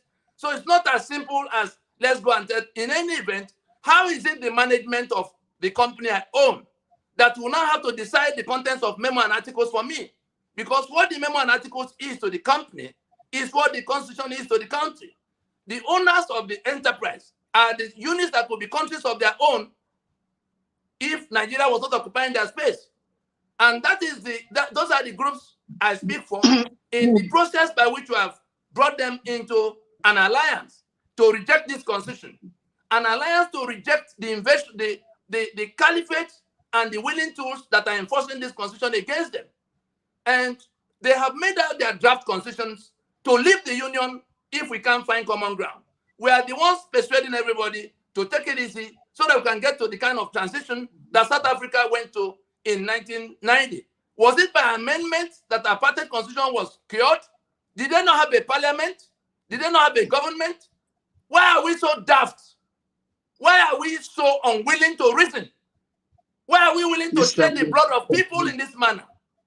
The politicians that will go to election, we are talking 2027 now, under this constitution, they are actually expecting that those who are being killed are going to sit back so that they can go to another election by which they will renominate themselves, re-elect themselves, swear again to defend and uphold this atrocity. I tell you, Mr. Nadi. Hold on. I'm saying that the 5-point proposition of Ninas is simple. Let us accept, number one, let us accept that the grievances, the constitutional grievances flowing from this constitution is the reason there are agitations across Nigeria. The Niger Delta is up in arms. The Yoruba is up in arms. You saw them telling anybody. The Middle Belt is upside down. In the eastern side is Biafran flag. Let us accept that it is this truncation of the federal basis of the union that brought us to that. Let us accept, everybody is in acceptance of that now. This is why they're talking about new constitution. But we say to them, in correction, new constitutional arrangements, because that's where you now begin to talk about the discussions that must happen. Because the British evaded that discussion in 1914. They took the treaties they had from the various colonies and the trading treaties and protection treaties. They consolidated them in 1914 into what became Nigeria without talking to the owners of the sovereignty. From that time to date, there's no difference between what happened in 1914 and what the soldiers did in 1999. Number two, as to the propositions, number two, you've said number one. Yes, number one, we hear. Let accept us the constitutional grievances. You said number one is accept the constitutional grievances. Number two, accept that it is the constitutional arrangements we have that are responsible for all the grievances in the land that have become agitations and instability everywhere. That's number one. Number two, to accept that we have to decommission that fraud wholesale. Number three, in order to get it done sooner than later, that we have to commit to not going to another election under that constitution. The people in government house will remain in a transitional capacity, like Frederick de Klerk and co. remained in South Africa at the time they accepted, after 80 years. This is just 25 years. After 80 years, apartheid was introduced in 1910. ANC was formed in 1912. They began to reject it every day. It became more worrisome to the point where Frederick de Klerk now accepted that this constitution can no longer carry this union, because everywhere you turn, somebody is about to kill the other person. And so they made an announcement that they were going to decommission the apartheid constitution wholesale. They went into a meeting. They became a limited government to allow that discussion that must happen between the owners of the sovereignty. So that is what item 4 is in that hour. The item 3 is the commitment to put away everything about the election. That's the only time the politicians will have to come. If you don't do that. Number 4. Yes, number 4 is the modalities, the two-stage, that to commit to a two-stage modality in which you identify the units that will federate. These 36 states you have, they were all created by decree. I'm supposed to come from a place called Abia State. I don't know what Abia State is. I have no affiliation or affinity to Abia State because it was done by those who wanted to fracture us into unworkable and impotent units, because they took all the rights, all the economic assets, having fractured the regions that own those assets, loaded them into the exclusive list that made them property of this illicit federal government that emerged upon the collapse of our federation. So number 4 is that two-stage procedure that will satisfy what you have in that preamble, that will satisfy 14.2a, identify the Yoruba. They will, in the first stage, sit down in Ibadan or wherever they choose, Akure, to ask their people in a mini, however they process it. It must be the Yoruba people. You know, you hear people, you hear peoples. When you say people of Nigeria, any group you see in Oshodi Market is the people of Nigeria. When you hear peoples of Nigeria, you are now discussing the nationalities that constitute Nigeria. They are the ones who have to decide in that first stage that they want to federate. Yoruba will decide at home. Ijo will decide at home. Igbo will decide at home. Benin will decide at home. Thief like that in that first layer. Because it is there that they will say it is in this formation we want to be. In the eastern side, Urobo, Ishekiri, Anang, Efik will be discussing whether they want to be, one federating unit. They will work out their terms, like our organization has worked out a charter of relationships that will be processed amongst them. It's already done to the point of being, that is the next thing is to take it through the ratification process, where Ogoni will look at it, Ishekiri will look at it, Urobo will look at it, and they will say, yes, with this, we are good to go. It is that in that first stage. The middle belt will do the same. They're already doing it, whether the government comes along, because sovereignty belongs to the people. So it is in the second stage. I haven't captured the 4B. The second stage in that two-stage procedure is now where they come with their charters in their hands, having decided what their minimum demands will be, their minimum conditions to be in a union. It is in that coming in that second stage that they will tell those who have imposed Sharia that, look, if we're going to be in one political union, we must find answers to Sharia. We don't want to have anything to do with a civilization that requires you to kill me as the infidel. I won't be in one political union with you. Feudalism, in which people are telling us to our faces that they are born to rule us. And therefore, we are only but slaves in their imagination. And you can do anything you like with your slave, including killing, including selling, including just, the slave has no right to anything. Under this constitution that the caliphate imposed on all of us, we're just slaves.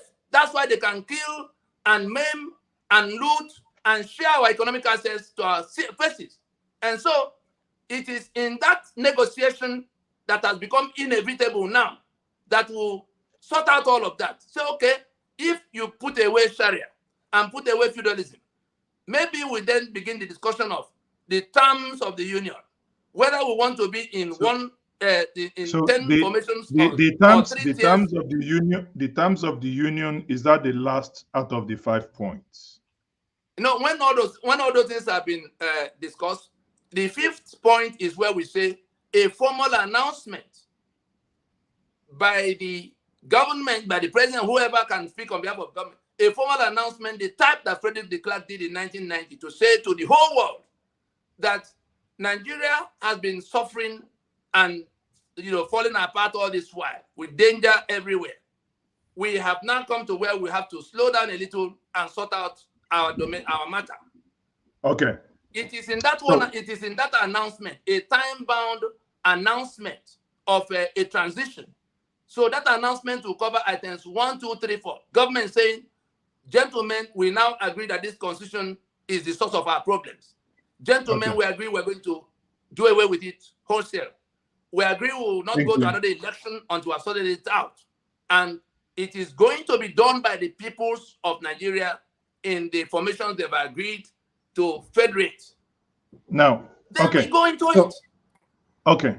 I honestly, I think you've made your point, and this is what we've been waiting for. Let me summarize the point here. Yeah. Now we have two of you, these two eloquent gentlemen here, where Mr. Veteran Che Olawale argues that we can achieve this through advocacy and pressure. Now you come in here to say that Ninas has worked out. He's discussing a totally different. Hold on. I'm coming. No. You have missed the point in thinking. No, I'm not. No, I'm not. No. He's discussing a totally different transaction. No, I'm not. He's discussing to write a new constitution.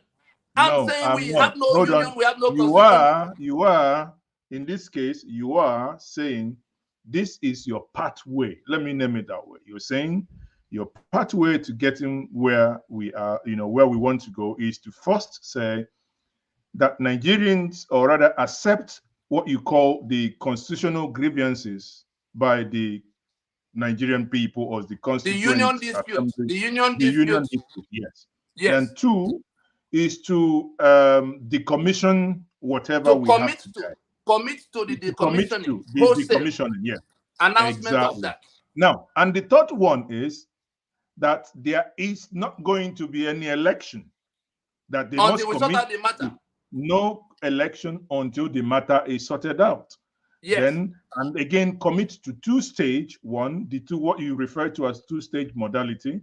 One is to identify the nationalities, or whether we call them nationalities, the owners of Nigeria, the owners of the sovereignty, whatever the nomenclature that is. Then, and to produce a charter of association. That is internal to the region. Yoruba will do their own at home. It's not exactly. No. These nationalities will produce that, yes. Yes, which will now lead to the formal announcement of all the agreements reached. Punct. And that's what it is. The elephant in the room remains. Hold on. Yes. Which will bring us to the point where an announcement is made. I sent you those 5 points. Yes. Announcement is the first one. Acknowledgement. The second one is I'm coming to a question that I will need you to. This is the summation I have done. Hold on. You say boom as if it's finished. You are saying boom as if it's finished. We are saying acknowledge that this is the problem. Commit to solving it. Can I leave at this point? The third one is commit to no further election. Sorry, please wait. The third one is unintellectualistic. Please wait. This is not the way to moderate an educational program. No, we are. Sorry, Veteran Che. This is a rally. Are we doing a rally here? No. We're not doing a rally. No. What? We are trying to look at. Neither am I here to debate with people who have no. I am here. Neither am I here to debate with people who have no template. Gentlemen, I'm not here to debate with people who have nothing on the table. Please, let's apply decorum. Please, let's apply. This was why I said I don't have this kind of time. I don't have this kind of time to come debate with people who are just scratching their heads. Okay. We have Please, something let's solid start. on the table. If we can't listen to it, then we can leave other people to go and discuss whatever they are discussing. We carry on with what we are doing. We don't need any government or anybody to agree with us. I might have to mute the big stick here.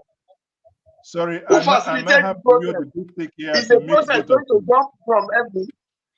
Sorry, is the process of mute, sorry, I may have to mute. Sorry, gentlemen, I muted both of you for a reason.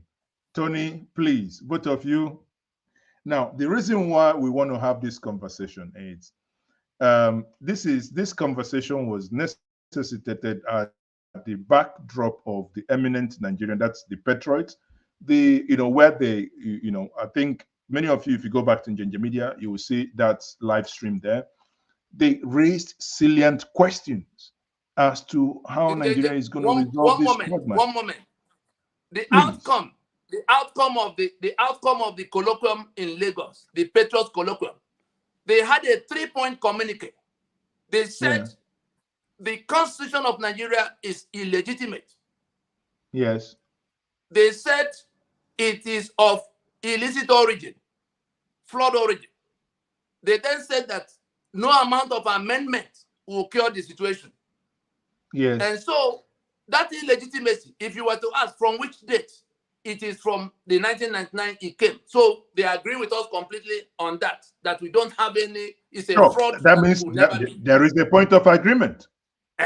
Secondly, they say because it came from false food, no meeting was held. And then the National Assembly cannot be the venue for curing that because they're a product of that same instrument. Mr. Tony, sorry, yes, I have to just want comment. to take Mr. Tony, hold on. I want us to take those three gentlemen, as we go forward. Gentlemen. So now, if we, sorry, electricity here. Go ahead. Please, gentlemen, you know what we're going to do?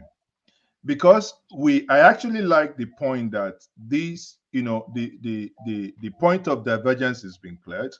We know where both of you agree on.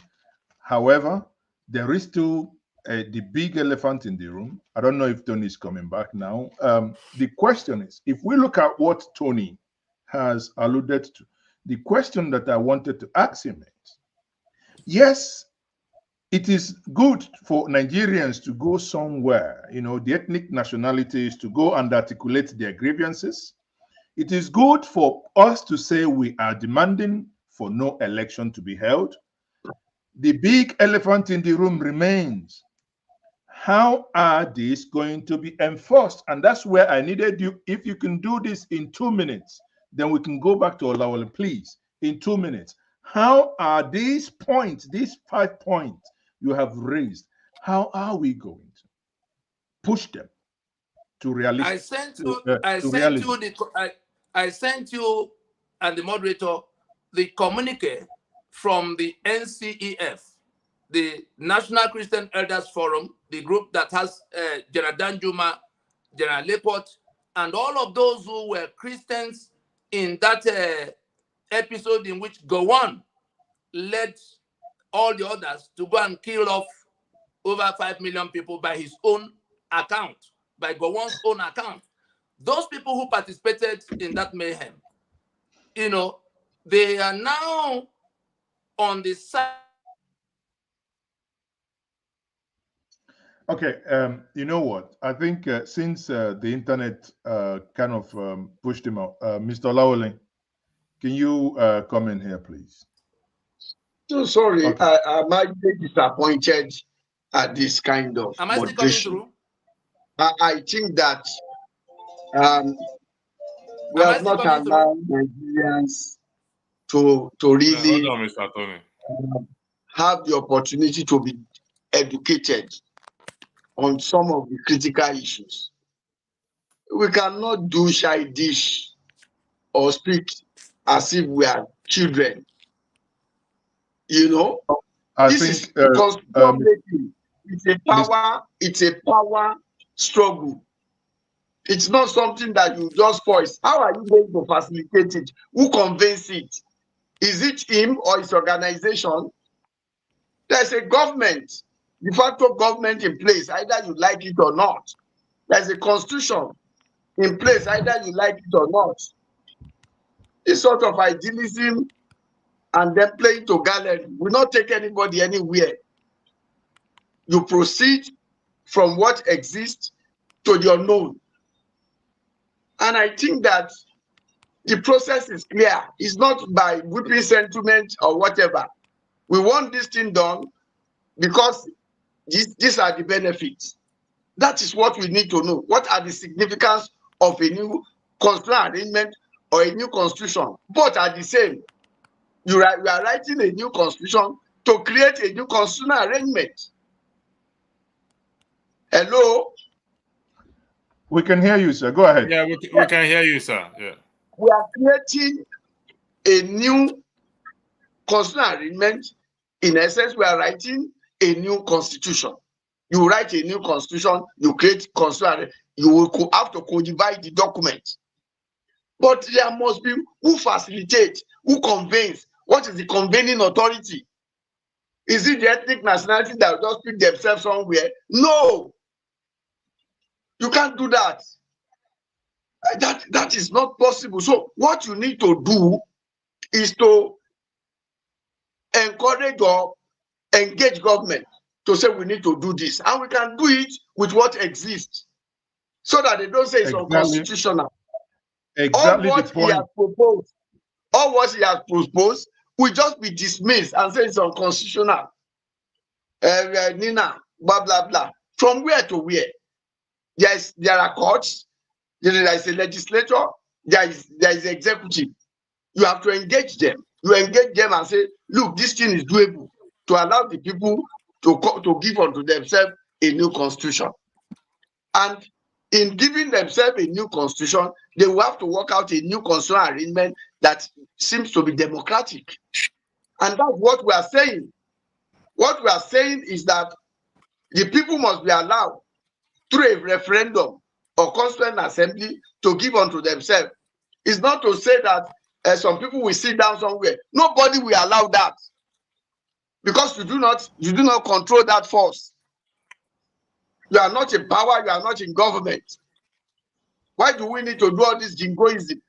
Why did that constitution say that power belongs to the people from whom government through that constitution would derive all its powers? Njenje, I think you've had a great day. You can carry on with him, please, so I can go do something else with my time.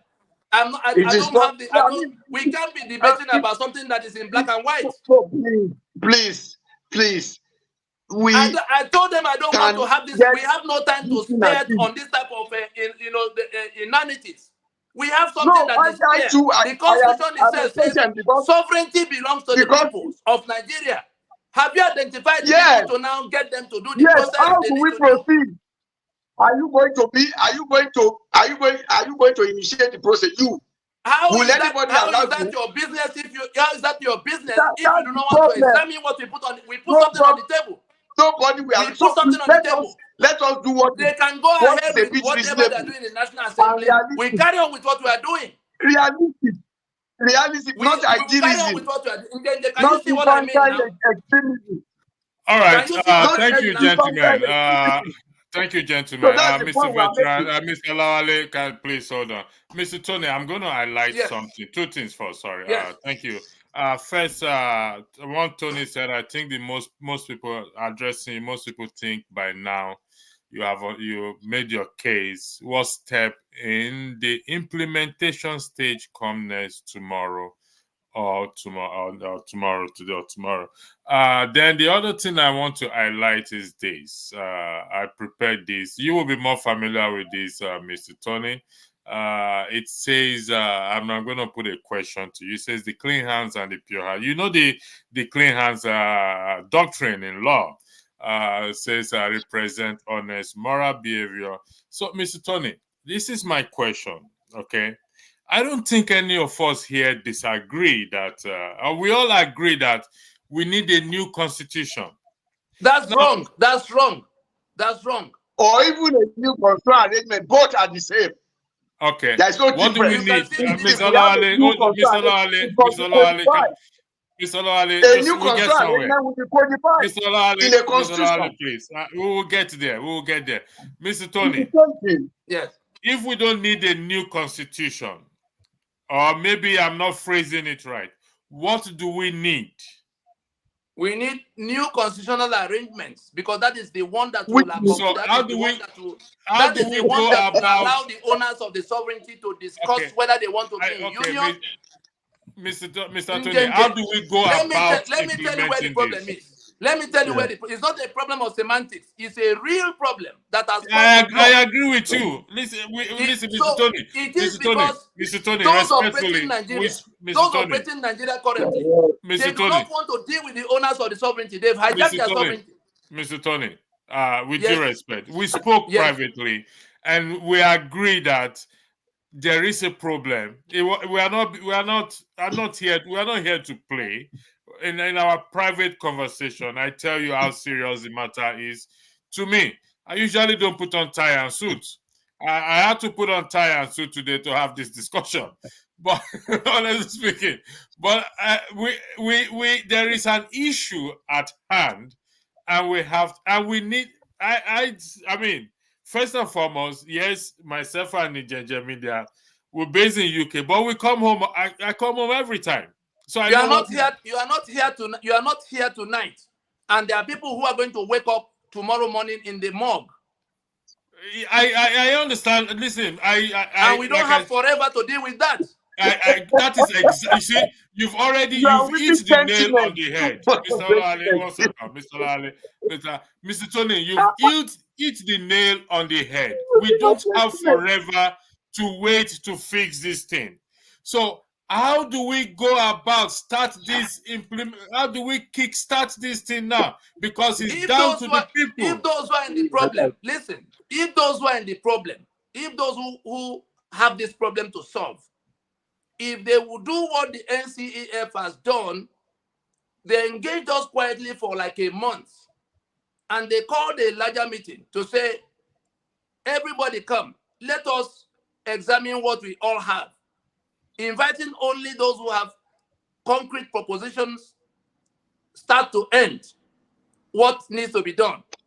By the time they examined all the options, they came out with that communique in which at point 7, read out what you have at point 7. That's the kind of thing all of those who agree that we have a problem to solve. Those are the kind of things, because we have something that is placed on the table that in 2020 we put out a constitutional force majeure with this 5-point proposition signed by 128 statesmen, including the former vice president of the country. Let me highlight the point 7 up. This is point 7, if I'm correct. Yes. I'm going to read point 7. Sorry. The meeting noted the comment of the representative of NINAS at the press conference and agreed that the 5 propositions of the group aim at resolving the constitutional dispute in Nigeria should receive fresh consideration by ethnic nationality. Is that correct? Yes. And then so what you are saying is that that was on the 16th of April. Then yesterday. What you're saying, if I to summarize what you're saying is update. Yeah, this was on the 16th that they said that. Between that 16th and yesterday, they had gone to bring all of those who were suggesting other things to them to say, these people have shown us something that can solve this problem. Can you come and all of us examine it all over again? Just yesterday. And by the time we finished, this same kind of thing we're discussing now, but they were a lot more organized, because they allowed ample time for us to present our own proposition, and then the other people had time to present their own propositions. At the end of just 3, the people that said let us go to 2014, the people that said let us go to 1963, the ones that said National Assembly, everybody was allowed to present their own, proposition in full. Then they came back to saying, having listened to all of this, we can find in this the reason the National Assembly cannot be called in unless the people have done something first. There's no role for the National Assembly to play tied to this constitution. Second, they have now set up even a larger meeting that will happen on the 17th of May, They are traveling all around, inviting those who have other propositions to come with what they have.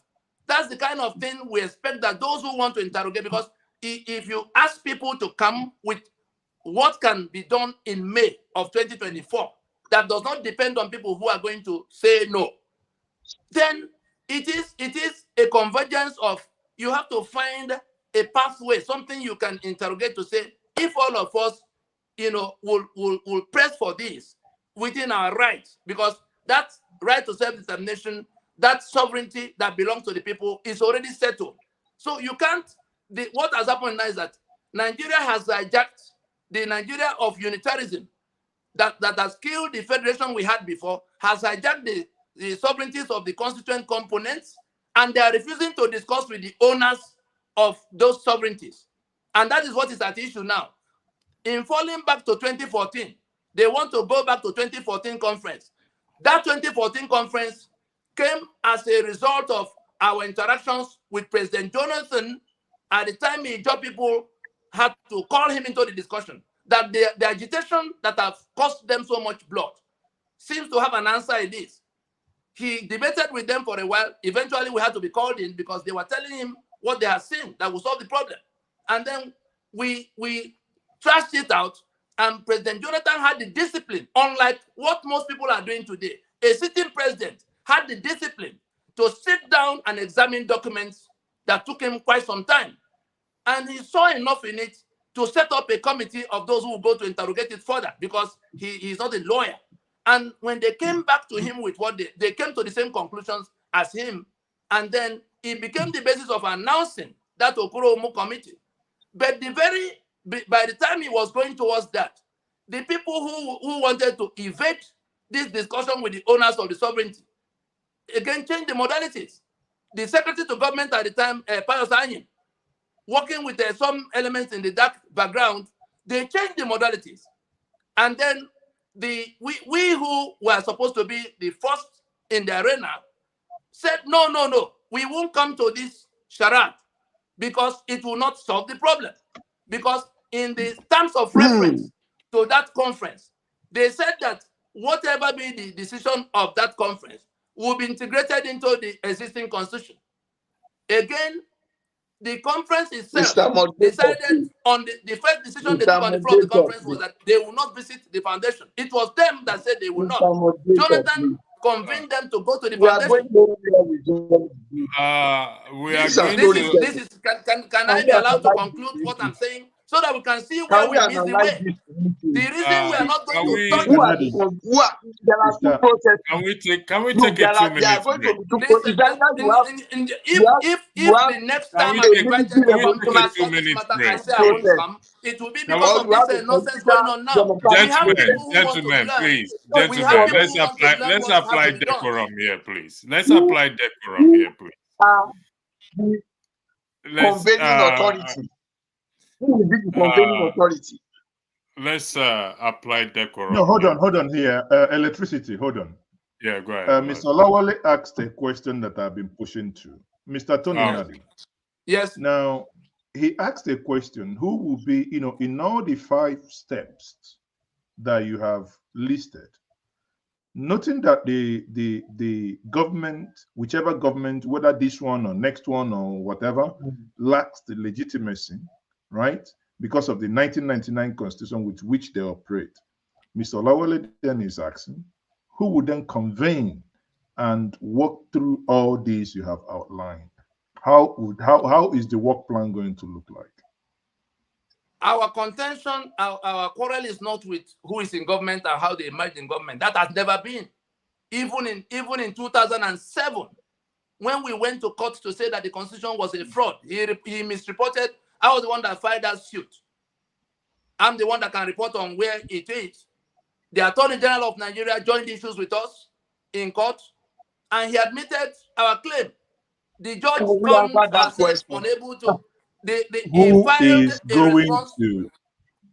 Our quarrel is not. No, sorry, Mr. Lawale. The reason we are talking about transition is what you can see. I'm being interrupted. Njenje, if you cannot mute him, I will leave the meeting for both of you. Please, can we If stop you the cannot mute interruption, him, guys? one more interruption, Mr. this Lawal, meeting is We are at an please. taking end. on due time. One more We are interruption from taking him, on this due meeting is time. at an end. So, Mr. Lawal, please calm Just down. 61. Let's, Tony, I asked you a point blank question. Who is going to? Because you know it's simple. You can do this in 1 see minute the problem. without giving. You see the problem.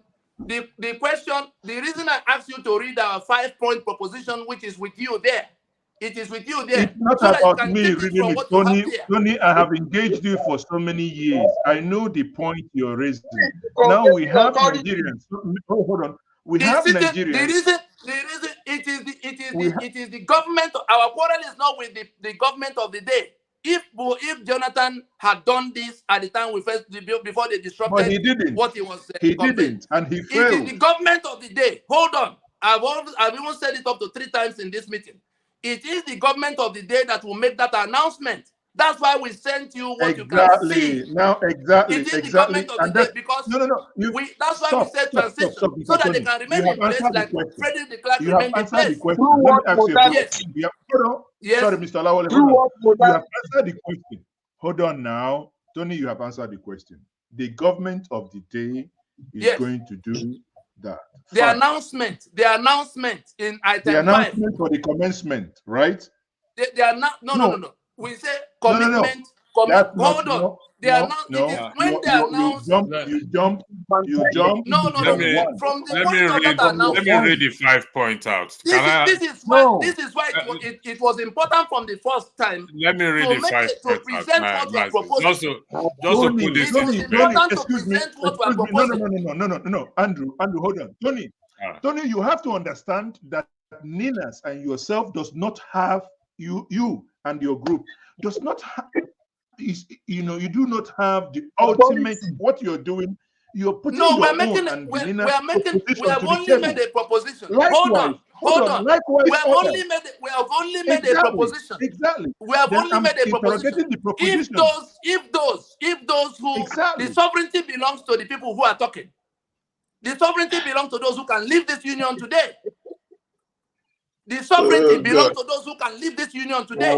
And they are closer to leaving that union than these shenanigans going on in the name of governance in Nigeria. Nigeria is a disputed union now. And the sovereignty belongs to them, inalienable. And so we're just moderating in the middle to say, let's not go the way of Yugoslavia.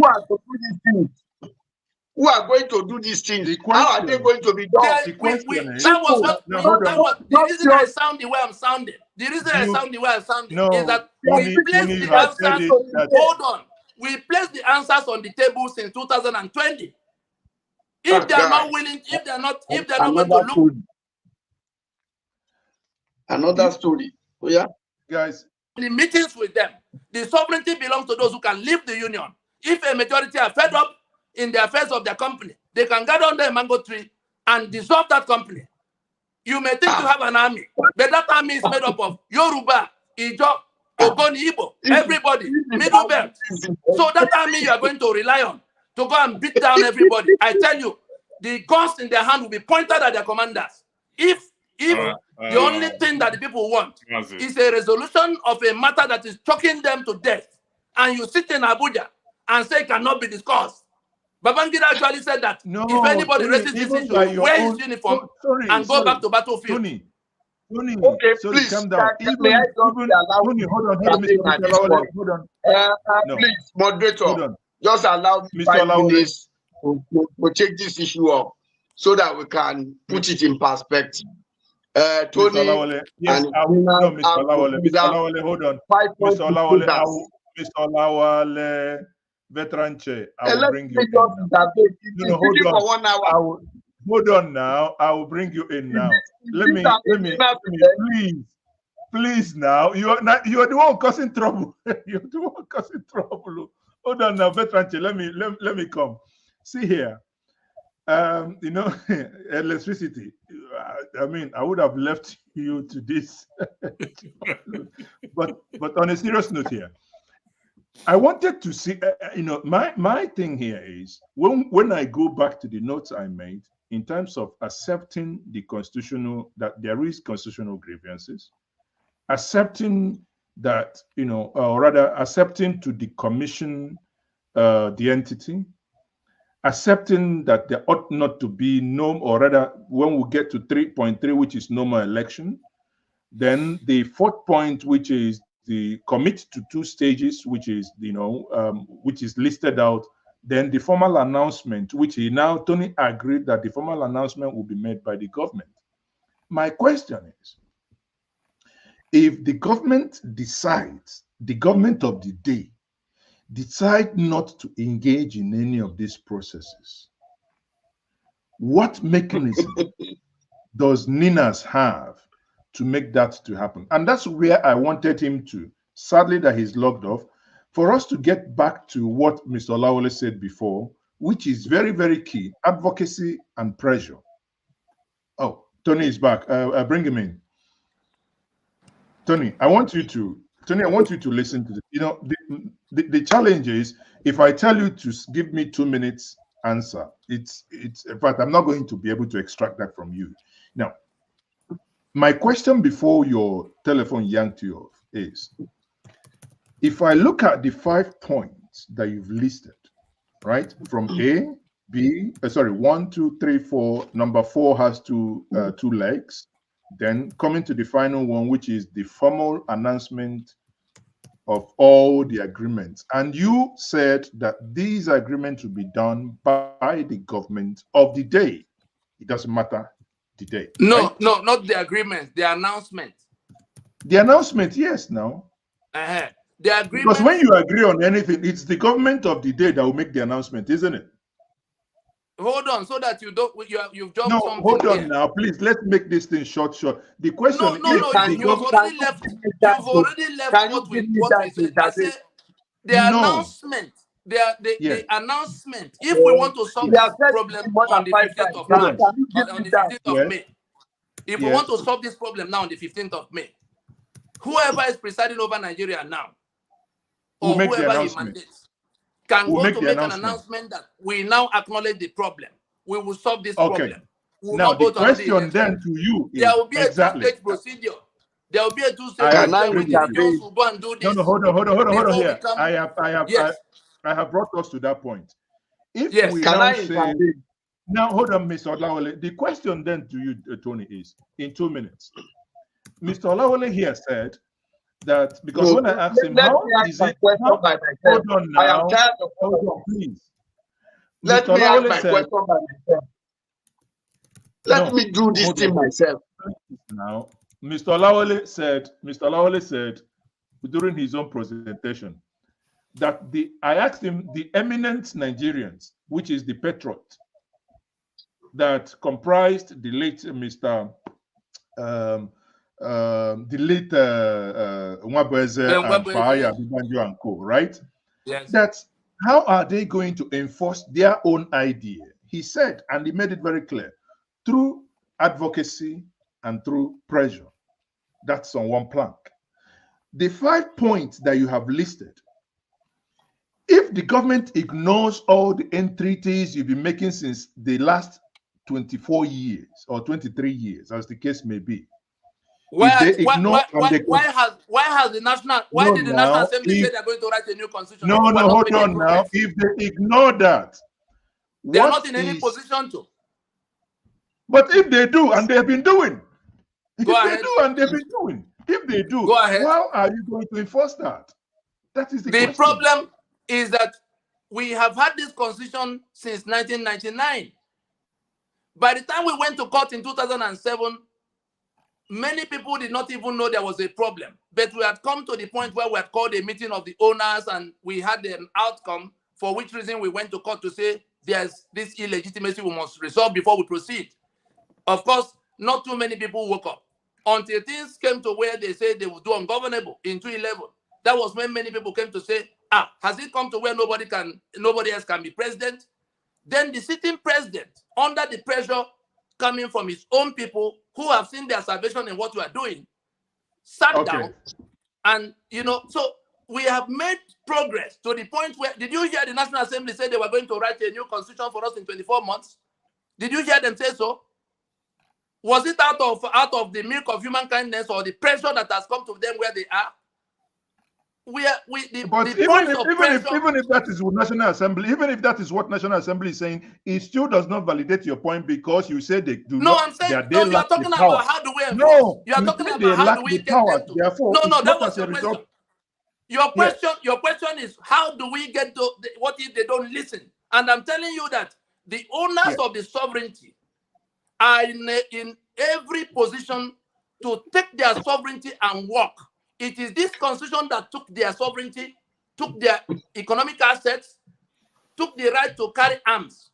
Ninas has come to the point where we told them, if the government does not come, with the constitution you have prepared. Hold on. Sorry, that is the present. It is the day they wake up. It is the day they wake up and see that people are taking back their economic assets and taking the guns they need to defend themselves in their space.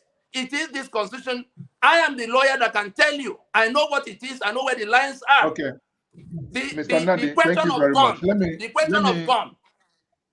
The question of gun. It is this constitution that forbids them from touching gun. And if we have defeated this constitution, they will carry arms to defend themselves in their space. The only people committing treason now are the ones who swear to defend and uphold and govern by this constitution. Let me bring Mr. Olawole in here. You know, I think your point is well made. Mr. Olawole, now the floor is yours. Let me yield. I give you 5 minutes because obviously we've spent back and forth on this. So I'll yield 5 minutes to you. So let's listen to your submission. I appreciate the passion of Tony Nadi. I appreciate the point that power belongs to the people, sovereignty belongs to the people. We're not talking about passion. We're talking about the issues on the table. We don't talk about passion. We're talking about issues of life and death, issues of falsehood and truth. We are building on a foundation of falsehood. We are building on the foundation of falsehood, and if I'm the one to suffer from that falsehood, I will commit all my energy to pulling down that construction. Can you allow me to make my point, please? You started wrongly by saying passion. It's not about passion. It's about the points being made, the issues, the facts, the truth, and the falsehood that we are building upon. Don't talk about passion, okay? There are processes. Do you know the process more than I do? Do you know the process more than I do? You made your submission. Allow him. Please allow him. Go ahead. You came to meet me in the movement that is doing this. You came to meet me in that movement. And I have worked in that movement for 30 years. When you were nowhere near that movement. Even in the SNC struggle, which was a revolutionary process by itself, not a legal one that we are pursuing now. Therefore, I am saying that I appreciate your passion and commitment to the fact that you want a new constitutional arrangement that works for the people. But or then, the dissolution of the union, or the immediate dissolution of the union. It's not a matter of wanting. We are asserting our right to self-determination. We are taking back our sovereignty on our own terms. Yes, okay. Can you allow me, please? It's not about passion. It's about sovereignty. Self-determination is a right of the people. Please, can you just allow me? You have spent more than 1 hour speaking. Self-determination in itself is the right of the people. And every people have the right to self-determination. And we agree to all of that. But we are saying, given Nigerian context, how do you proceed to a people's constitution, a democratic, legitimate, people's own constitution? That's the point we are making. That's why we have a plan on the table that nobody's willing to look at. And we're going to ignore them and carry on with what we're doing. Wait, now, we have a process on the table. We are not going to engage ourselves in high-falutin idealism. You call it high-falutin? You call the brain of people that are being wasted by people like you high-falutin? Your procedure is going to lead us to anarchy. Except to those. The earlier we get to that anarchy, 25 years and they will not listen, that anarchy is already upon the people. Hold on. Let us tell you, because you do not even have the force to back what you are trying to do. That anarchy is already upon the peoples of Nigeria. So wait, now you do not have the people. Agree, let that anarchy. Up till today. If we can't agree, let that. I doubt. Wait now. I doubt if you can mobilize. I don't have to wait for you. 500 people All around right. this idea. Mr. But Mr. then, Olawale, Mr. but Olawale, sorry then, for interrupting you. Mr. you Olawale, don't have I to stop me apologize. now. You Okay, don't go have ahead. to stop me now, please. Okay, go ahead. Please, Go you ahead. don't have to stop Go me ahead. now. Go ahead. Please. What we are saying is that what is the most strategic procedure, democratic, legitimate procedure to a people's constitution? It's not by saying that We have something the on the National table. Assembly We have Mr. something Tony, on the table that has been on the table. Mr. Tony, with due respect, it's not. I think we should do Okay, this. can I just round up?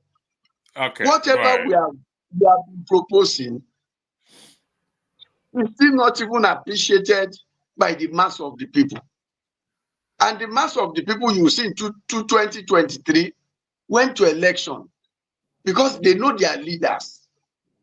And then we stood with them, guided them, and we are still guiding them into a process of a new constitution. The way to do it is to look at what exists and what is the safest means for the people so that we do not have undue casualty as if we are anarchists. And that process will have to take what I call a bill. What exists now in terms of government that you are talking about is the National Assembly, the presidency, and the court, the judiciary.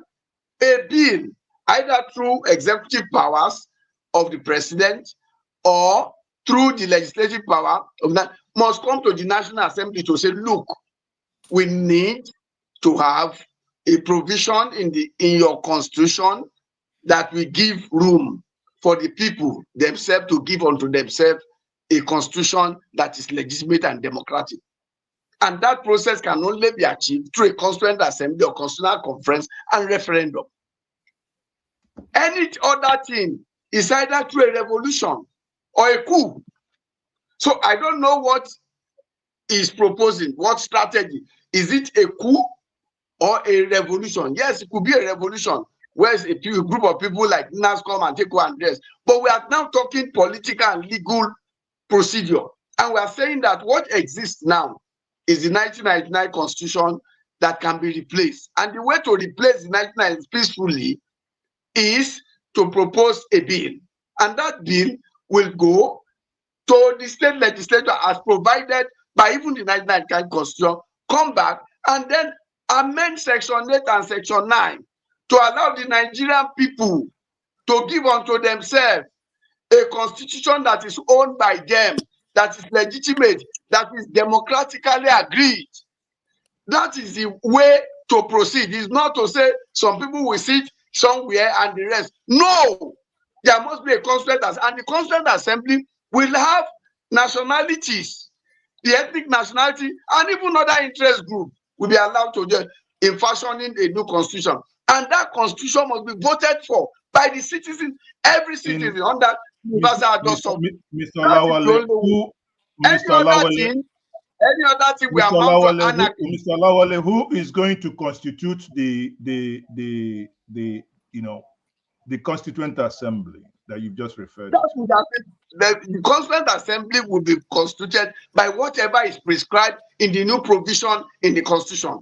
And there will be a new provision to say powers to constitute is given either to a constitution. Wait, a referendum commission is set up to do this, or you want the executive arm of something will be provided.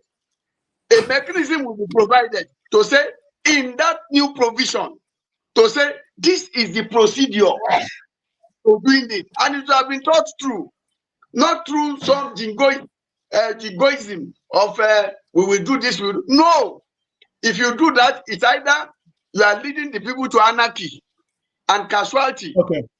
So now, anybody can go to court and say this is unconstitutional, and government will distance itself from it. Even you can go to court and say the constitution that gives birth to you or give birth to you as legislature is contrary to this. All of the things you are saying, and then they will stop it. They will be tied down. So why do we want to go through an anarchical, way to doing something that is easily done through even a clear, peaceful process. That's my point. And One the process thing, has been set up by Nwabweze. Master, do you have a follow-up question? Nwabweze is an thing authority on this matter. we will, How the we will be, 1999 constitution can be replaced gentlemen, by we will be rounding up shortly.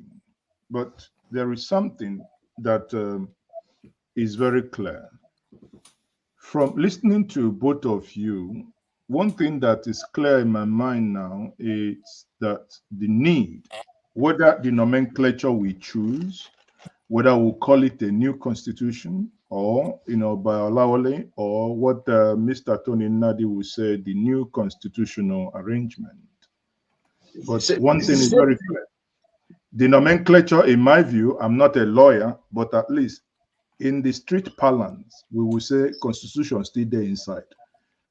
Whether na a stop for constitution, whether na constitutional arrangement, constitution still there inside that matter. However we want to look at it, it has become clear that the current system that we have, from both of you gentlemen here, is not working.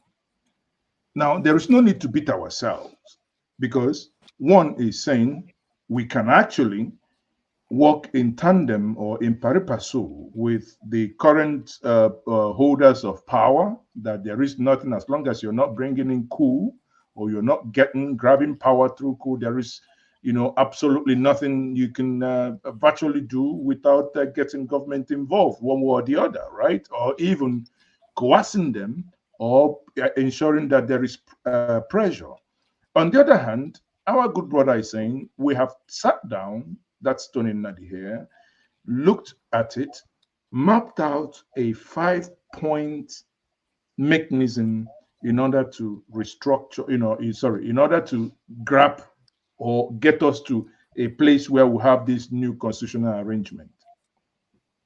Again, if I get him right, that these things can be done by the constituents, irrespective whether of government wanting it or they don't like it, that Nigerians can do.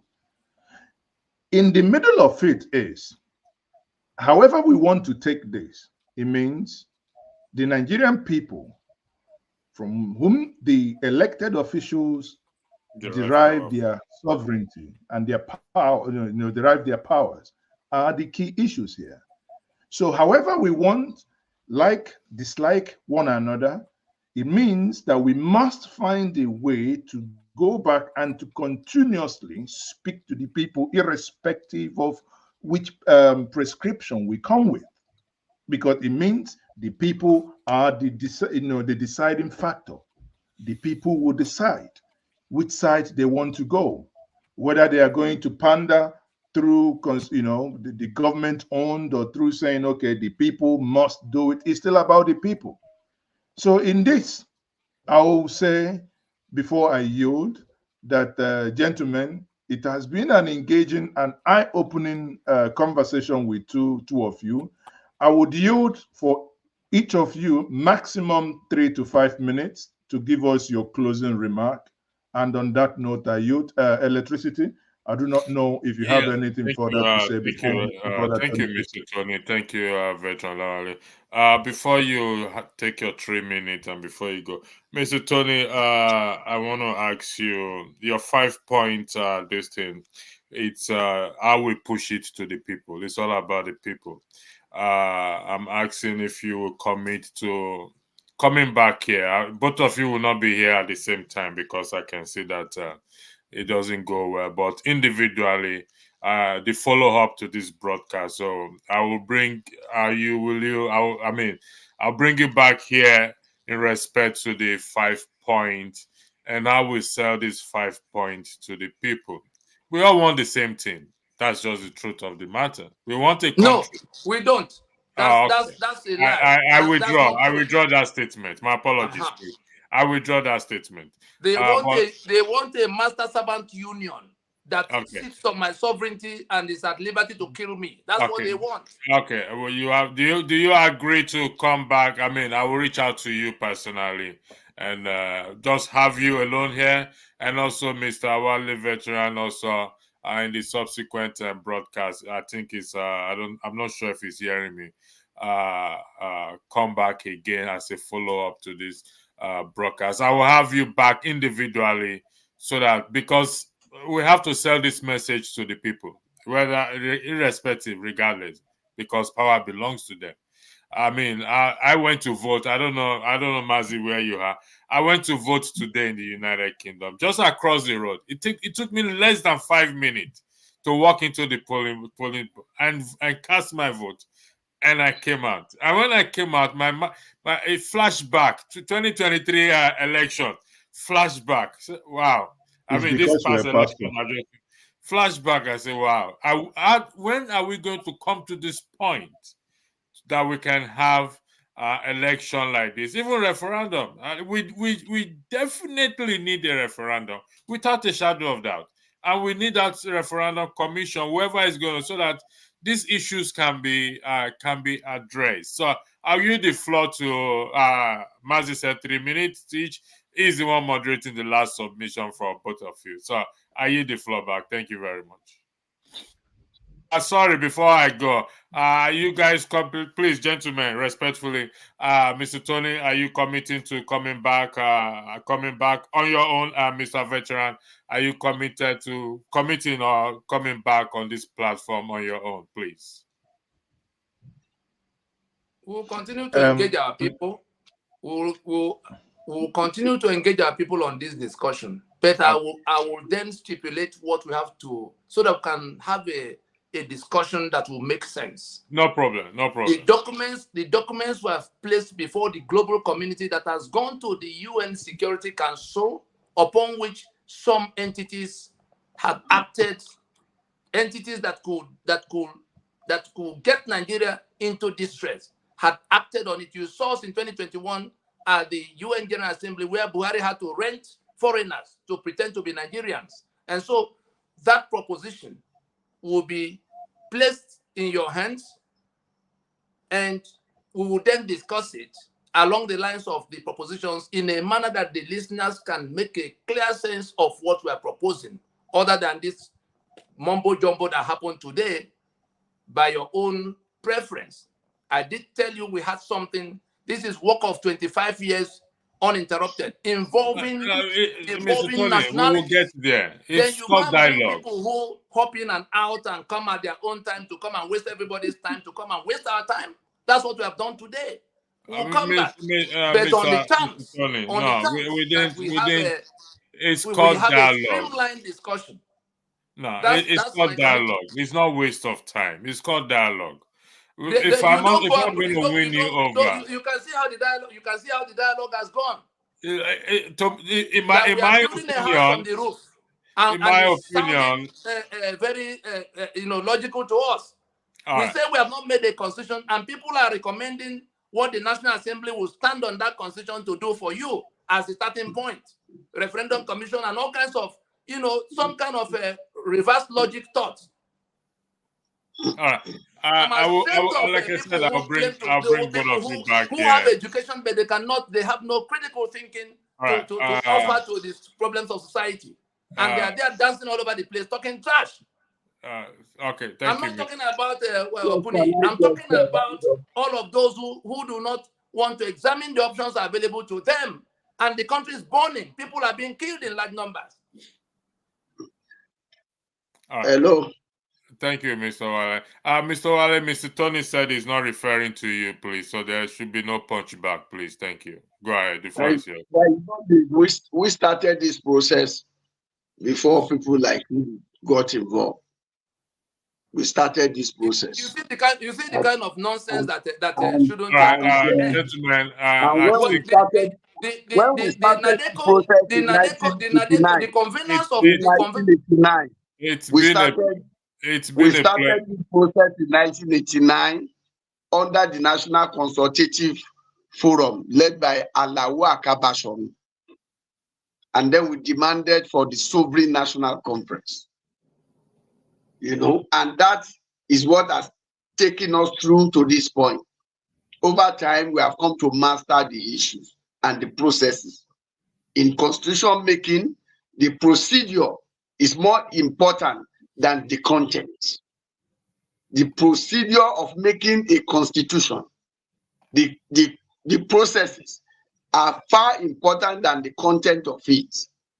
And therefore, we are meticulous about the procedure of getting to a people's constitution. We don't want to do things that will put people to danger, things that really have no root. And that is why you see that if you look at more people today, they are with us in terms of reasoning, etc. You know, and we don't want to throw our people away to under the trailer. Sorry, Mr. Veteran. Somebody is putting a question. No, somebody is putting a question to you. I just went to the comment section. It's a question I highlighted on the screen. I apologize for interrupting you. I just saw it now.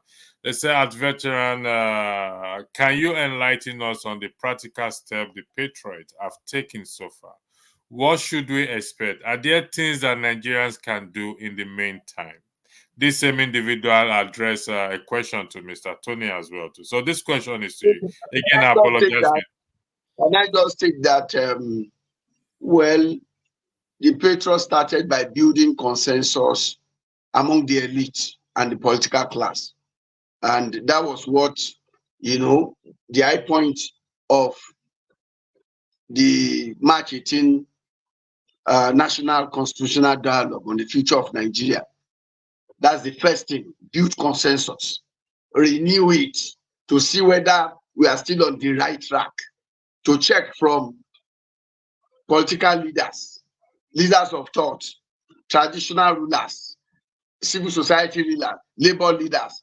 And that consensus was built around the fact that Nigeria needs a new democratic, legitimate people's constitution to replace the amendment process of the National Assembly.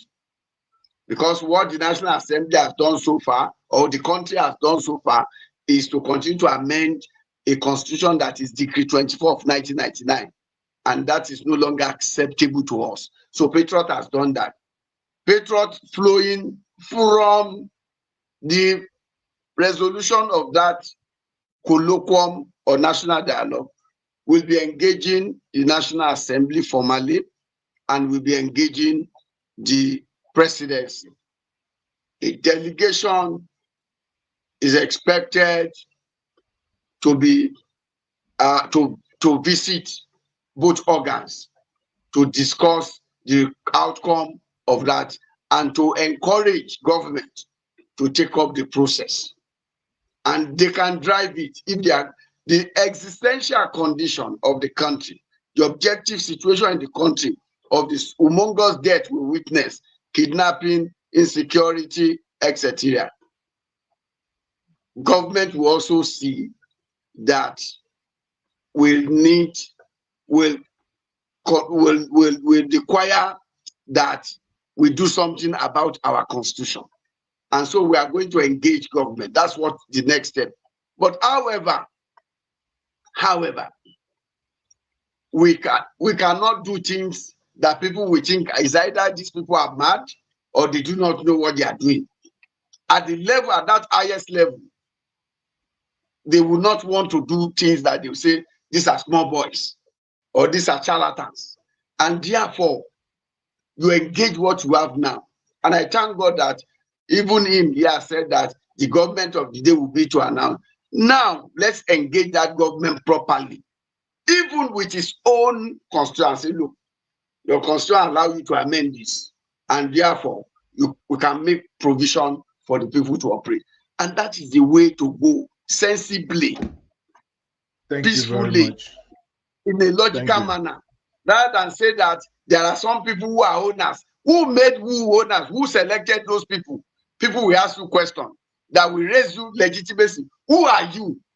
Even your own Southeast. Okay, Mr. Lawale, thank you very much. I think that am I mandated by the Yoruba people to speak? So we must first derive our legitimacy from the Constituent Assembly, elected Constituent Assembly, where people will be elected. You are not elected. You can't assume spokesperson for the Nigerian people. And we cannot even prescribe the kind of constitution that until we get to the Constituent Assembly, it will be as if we are foisting our own agenda. But what is common to us is that we need a democratic assembly like National Assembly, like the Constituent Assembly, and we need a national referendum. That is our point, and that's where we stand in engaging government. Thank you very much. Thank you. Mr. Tony, do you have anything to say, to add to it? Your final word. Again. Oh, you did. Oh, sorry. Apologies. I didn't know. Mr. Njenje TV. Mr. Tony, I'll reach out to you back. Mr. Veteran Olale, I'll reach back to you. Apologies. We can't hear you, Mr. Tony. Can you? We still cannot. We still cannot hear you. We can't hear you. The system. I think there's something. You are not muted. I think I can leave now. Yeah, Mr. Olale, I will get in touch with you. Yeah, thank you very much. Thank you very much for joining us. Thank you. Thank you very much. So, gentlemen, we can't hear you. So thank you very much. That's been a conversation with Mr. Tony Nadi, the Secretary General, I understand, of the Nigerian, or rather the coordinating secretary of the National Indigenous Nationalities Alliance for Self-Determination, NINAS. It's been a very enlightening conversation. Okay, Tony, I think Tony is back. Maybe one. Tony, do you want to have a minute, final submission? Just 1 minute. I hadn't made my closing remarks before you handed to him. Yeah, go ahead. The floor is yours, Mr. Tony. Right. The matter is straightforward. The talk of Constituent Assembly, the item 4 that has 2 stages. After the government had made the announcement, the nationalities will then go back to their places and work out certain details and then come with their charters. It is in that second stage of coming to negotiate that there will be now a body that will have delegates they elected mandated with constituent powers that will put the finishing touches to what they have. That's where the Constituent Assembly comes in. And secondly, the question of the National Assembly, the same constitution we say we have not made, is what they are relying on to go and amend before we can get started. At the pleasure of the National Assembly, that is the beneficiary of all of what we are complaining about, imposed on all of us. The process that NINAS has placed on the table, that has come through a long, winding, engagement process of the peoples and the institutions that need to have something or the other to do with it, does not require any such input as that National Assembly approving of anything. The only thing that needs to happen is for them to accept we have this problem and to lay out the mechanism by which it will be solved and allow the owners of the sovereignty in those 2 stages to go and sort out their union, the question of union, and the terms of the union. What they are trying to do is to avoid that discussion. That's the reason they're throwing themselves all over the place. And let it be clear that it is an option for the owners of the sovereignty to leave the union on their own terms. It is that constitution that confiscated their sovereignty in that claim that they submitted it. Is that constitution that confiscated their economic assets in that exclusive list you see? Is that constitution that confiscated their right to carry arms, including their governors? And so, if they have disowned that constitution to the extent that National Assembly is not talking about new constitution, and even the Patriots say that the constitution is illegitimate, and that National Assembly, even 1,000 amendments cannot cure it. And they are now in that confusion, still referring us to that National Assembly that we have to amend something, you have to go and beg them. They've been begging them since 1999. it doesn't happen. It's not going to happen. And so, unless they come face to face with the consequences of the collapse of that constitution, which has already happened, the only reason they haven't come face to face with the impact of it is that the owners of the sovereignties have not yet gotten acquainted with what has happened. And we're going to intensify what we're doing with them to the point where the government will be the one looking for them to hold a meeting, because they can proceed unilaterally in their sovereignty and self-determination. They do not require any meeting with anybody, including the people in Abuja. But if sanity will return to our heads sooner than later, the government can accept that there's a problem. We're already accommodating them in the transition we offered. But they have to accept it while it lasts, because if the people who are choking embark on unilateral steps because the government has refused to listen, we'll be watching all of them. Like Yugoslavia went up in flames before they put it back. But there were other countries that had the sense to discuss. Like, we're asking them to come, let us see whether we've not written any constitutions.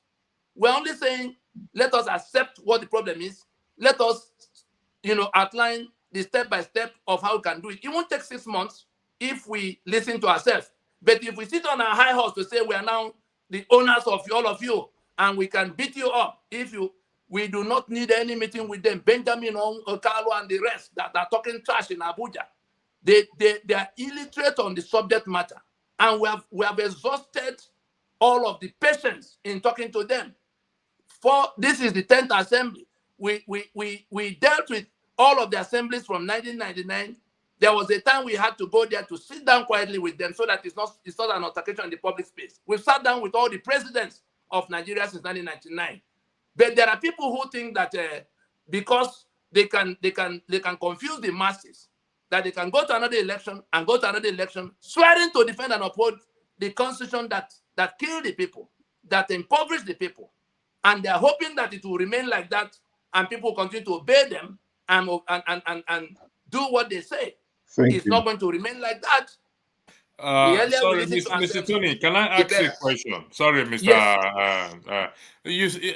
You stated in one of your arguments, you stated that there should be no election until such time that the constitution will get to new constitution. Am I correct? Very much so. So how is that possible? Let's look at what did South Africa do in 1990? They had their apartheid. So they had their apartheid constitution. If we are going to go that route, Mr. Tony, if we're going to go that route, we are coming back to the same thing. This must be solved. Wait, Mr. Tony. The default. What will happen? Hold on 1 second. Hold on. The default, so that you can understand the weight of what you're about to suggest. The default is that those who are being slaughtered do not have forever to wait. If there's something else that can relieve them of the killings that are happening to them, they will opt for that thing. Their sovereignty is inalienable. It belongs to them. They don't require anybody's permission to exercise it, to assert it, to take it back. Mr. Tony, my question is this. Yes. Not my question. If we are coming to that point of not going for an election, that means it's the people we have to focus our energy on, because you and I can't sit down here and say we don't go for election. Are we sitting down? Did you see the solemn assemblies? Did you see the solemn assemblies of the peoples of Nigeria that happened in 2015 in Port Harcourt, in 2017 in Ibadan, in 2018 in Makodi? The owners of the sovereignties, as best as they could assemble themselves, have spoken to the global community that their union is choking them. Mr. Tony, we're engaging them day and night. Today alone, I've had up to 16 different engagements today. Okay. So I appreciate that. This engagement will continue to be able for us to find a lasting solution to whether it is separation of power or whether the Igbos at this moment, in the face of the fraud upon which we are building, this is the reason we say we have no union right now. But we're not anarchists. We recognize that if we say, oh no, it ends now, it may become Somalia. So we say, if you government say we have no union right now, who are the we you are referring the owners of the Yoruba you saw the other day, the eastern side you saw the other day, the Ijaw you saw the other day, all of those people saying they are fed up with Nigeria. They are the owners of their land. Nigeria is supposed to be an aggregation of their sovereignties. And the claim in this document is that they submitted their sovereignty. That is the point in contention. So that means we need a referendum to ensure that will referendum fall from the sky? No, that is what we are saying. We have to push for it. We have to acknowledge the problem. We have to acknowledge the problem. I believe, Mr. Tony, over the years, we have acknowledged. Those are the things. You don't start to build a house from the roof. Mr. Tony, with due respect, those things will come in those modalities. Mr. Tony, it is part of the modality. How do we do it step by step from when we commit to doing it? Mr. Tony, with due respect, yes. I did when I started this broadcast, I said I am for amendment and change in behavior. That was my position, even in our private discussion. However, when I saw the statement that a new constitution will save Nigeria, in finding a solution to a problem, there has to be compromise. There has to be shift. So I represent, quote and unquote, I represent the millions of Nigerians who wants this constitution to be amended and a change of behavior, but we are not making a shift to come to your what? Ignorance is not a viewpoint. Wait, we are making a shift. Ignorance is not a viewpoint to say, okay, I'm moving from my previous position. If you didn't know the matter is a powder situation and you thought it was liquid, and you now come to realize it's powder, you come to zero first to join the powder side. And you listen to the ones who knew it was powder all the while. Okay, Mr. Tony, what exactly do you want? It's not about me. We have a proposition on the table. Okay, so how do we sell this proposition? How do we sell this proposition? My focus is the people. The people who are looking for these answers, the people who are going to sell, the people who now realize we have a problem we need to solve. Where are they? Where are they that we're going to sell it to? Where are they? Including, no. Before you begin to sell, have you examined if you were given 30 minutes in a podium now, can you represent what Ninas is proposing, which has been on the table on the global stage since 2020, printed in the major newspapers, and circulated everywhere, official and unofficial, since 2020.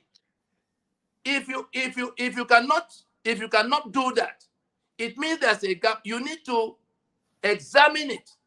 Then the Patriots will give you a document too that you can examine and explain. That's how to market. You have to get operational knowledge of what you want to engage so that you can explain it to a third party. What has happened here is that people who have nothing to offer other than noise and ignorance. No, Mr. Tony, don't let us make it personal, please, because we are trying to. I'm talking about even the Patriots. Okay, I'm talking about all of the groups. We are not going to make it personal. Look at the statement on the screen, Mr. Tony. Documents you needed to look at. Mr. Tony, look at the statement on the screen. Both of you are saying the same thing, more or less. Okay, no, all right. No. Okay, both of you are not saying the same thing. That fellow you see there, was in the same Pronaco. He didn't know how it all came. Nadeko fought off the soldiers. The soldiers dumped the Constitution of 79 on everybody illicitly.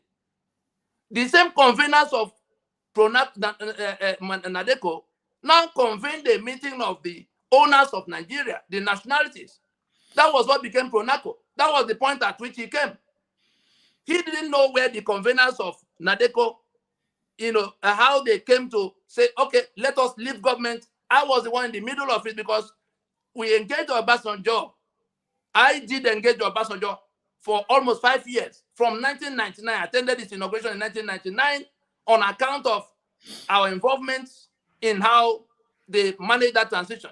Say, can you now call a meeting to sort out this matter? You are witness to what went wrong from 99. And so Obasanjo played around for a while and then went on national TV when the whole thing had gathered momentum to say it would amount to treason.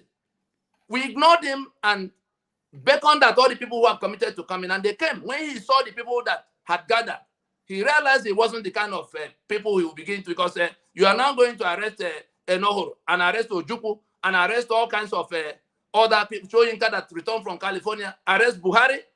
Buhari that you see now was part of the Fulani delegation that turned up. Syed Abubakar was part of the Fulani delegation that had to come at some point or the other. And so this was something bigger than government. And the people who were already carrying arms across the entire place, the jaw of Asari Dokuba and the volunteer force, the Ghanaian Adams and his OPC, Wazirika and his master, we were able to persuade them. You don't know what it took. At the time, they were not willing to obey the government anymore. You saw when police had to cover their uniform in Yoruba land to go to work because of what OPC was doing. And so we persuaded all of them. We got them to sit down, and we showed them what we could do that will solve that problem they're trying to solve. Having done all of that, we then proceeded in 2007 to raise the issue formally about the Constitution. And they had no answer to it. And then the nationalities began to listen, and we told them what to begin to do. They went out on their solemn assemblies to tell the whole world that they were fed up with what Nigeria was dishing to them.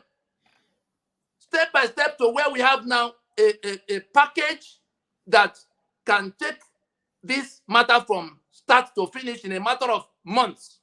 But the thing is that the people who impose this constitution, who are benefiting from it, who contest election every 4 years under it, are saying, you guys can't talk to us anymore. It's how we do it that it will be.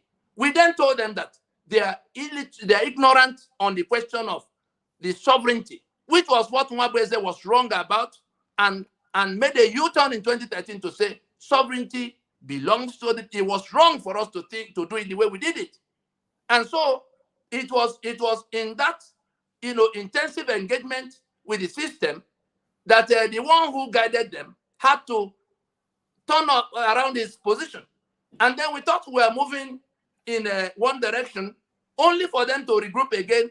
Olisa Bokaba jumps out from somewhere, Ozekome jumps out from the other places. They are illiterate on the subject of constitution making. They may know any other thing, but on this subject, they are illiterate. That's why they are pointing to the National Assembly for making of any constitution. The process must be something the people are the ones bringing their sovereignty to negotiate with other sovereignties. And then they all agree on how to get into union. They define the boundaries. They define the tiers of government. They define the powers and responsibilities of the center and all of that. Only them can do it. National Assembly does not have constituent powers to deal with any of that. Yeah, I agree. I agree with you. If we're not prepared to listen, if we're not prepared to examine a proposition, in all the times we were interviewed overseas, like particularly in the US government took 7 months to sit down and listen and examine documents of how these things can be done in a manner that in Nigeria, people are just throwing questions without examining what they are coming to talk about. Mr. Tony, there is a comment here. I would like to rephrase it as a question. How can we sell this view, Nina's view, or bring it to the attention of the government for them to accept it? Let those who are asking that question go and they have to look at it. It's in black and white. It's on our website. No, Mr. Tony, listen, Mr. Tony.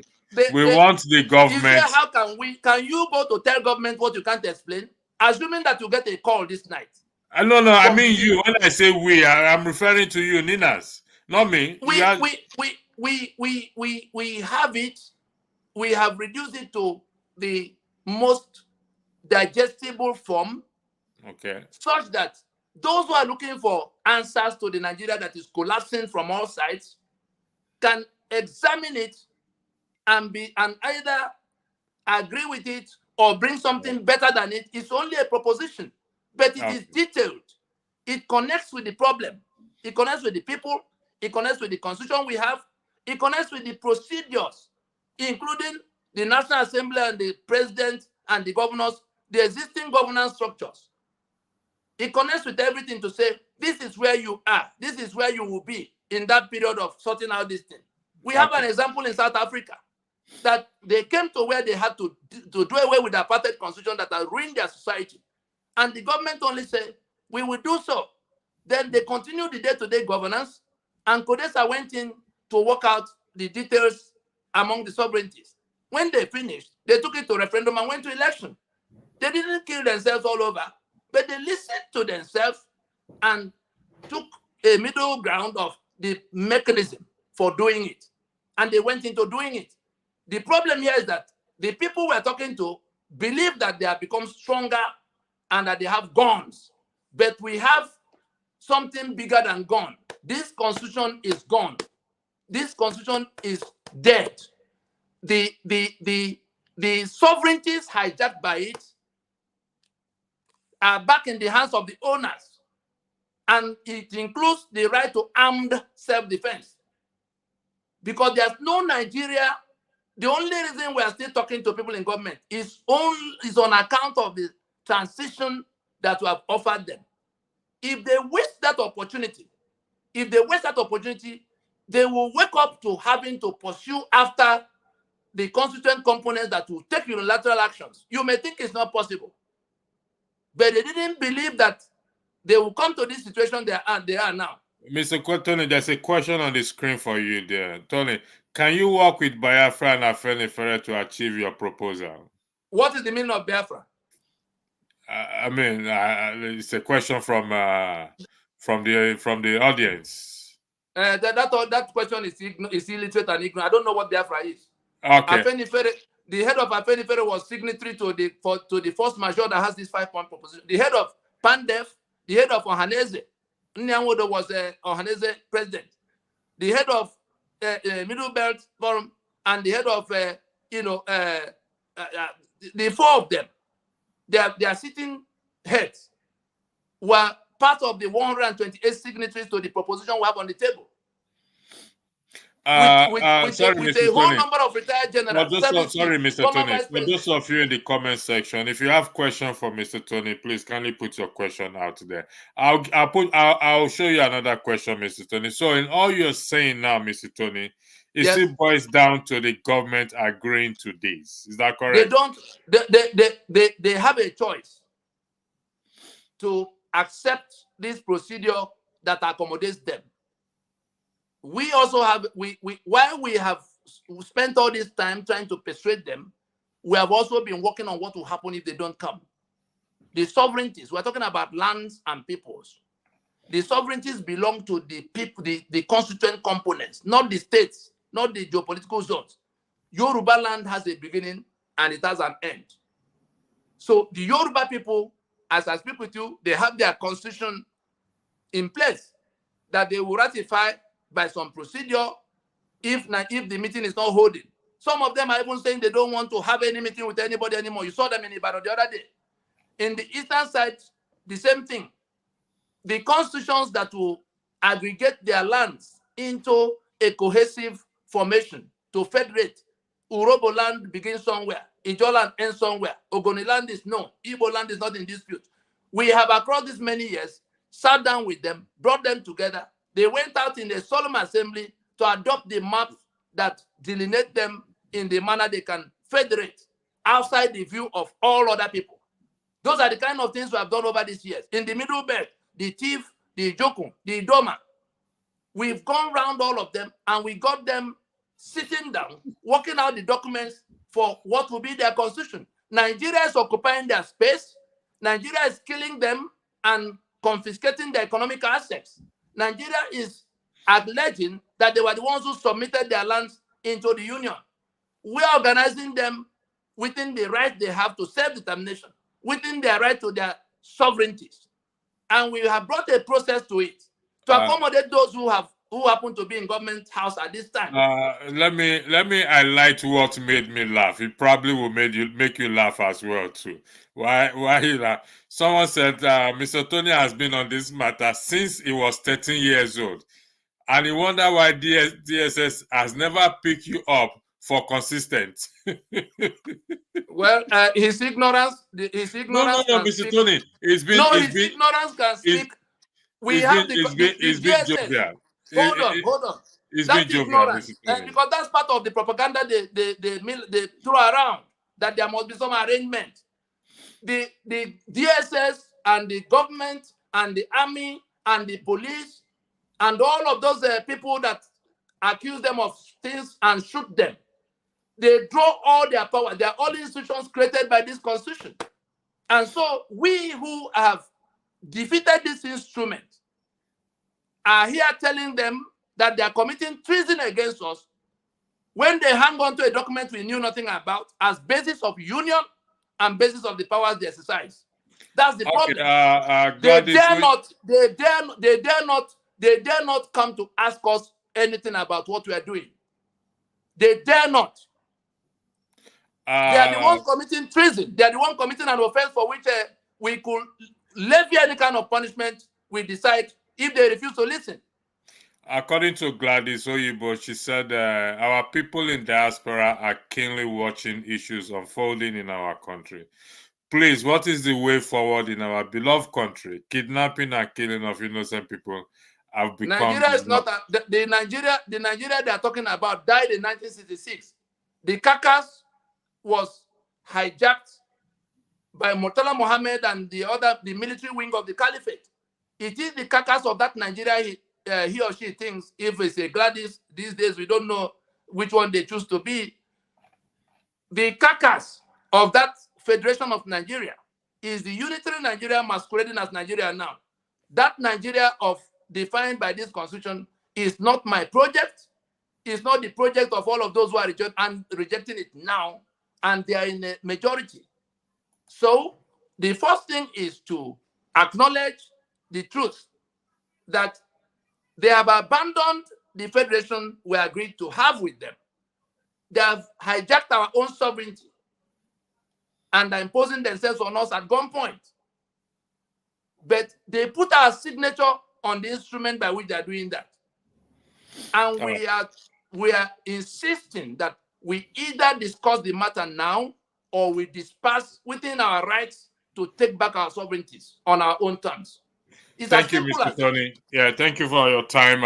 It's highly appreciated as we bring the broadcast to an end. I will reach out to you as agreed, and we will come back here again in respect to the Nina's 5 point, and we will keep hammering it, keep pushing it, keep preaching it until it will make it by fire by force if possible, until they accept it. Thank you very much. Have a lovely evening. I will contact you over the week. Thank you very much. To those in the comment section, thank you also for your comment. It's been a lovely night. We've been here 3 hours, 2 minutes. So thank you, Mazi and Mr. Veteran Olawale as well too. And I will hope to come back to you again in the next coming days or weeks. It's good night from me, and God bless you, and have a lovely weekend. And stay out of trouble if you can. God bless.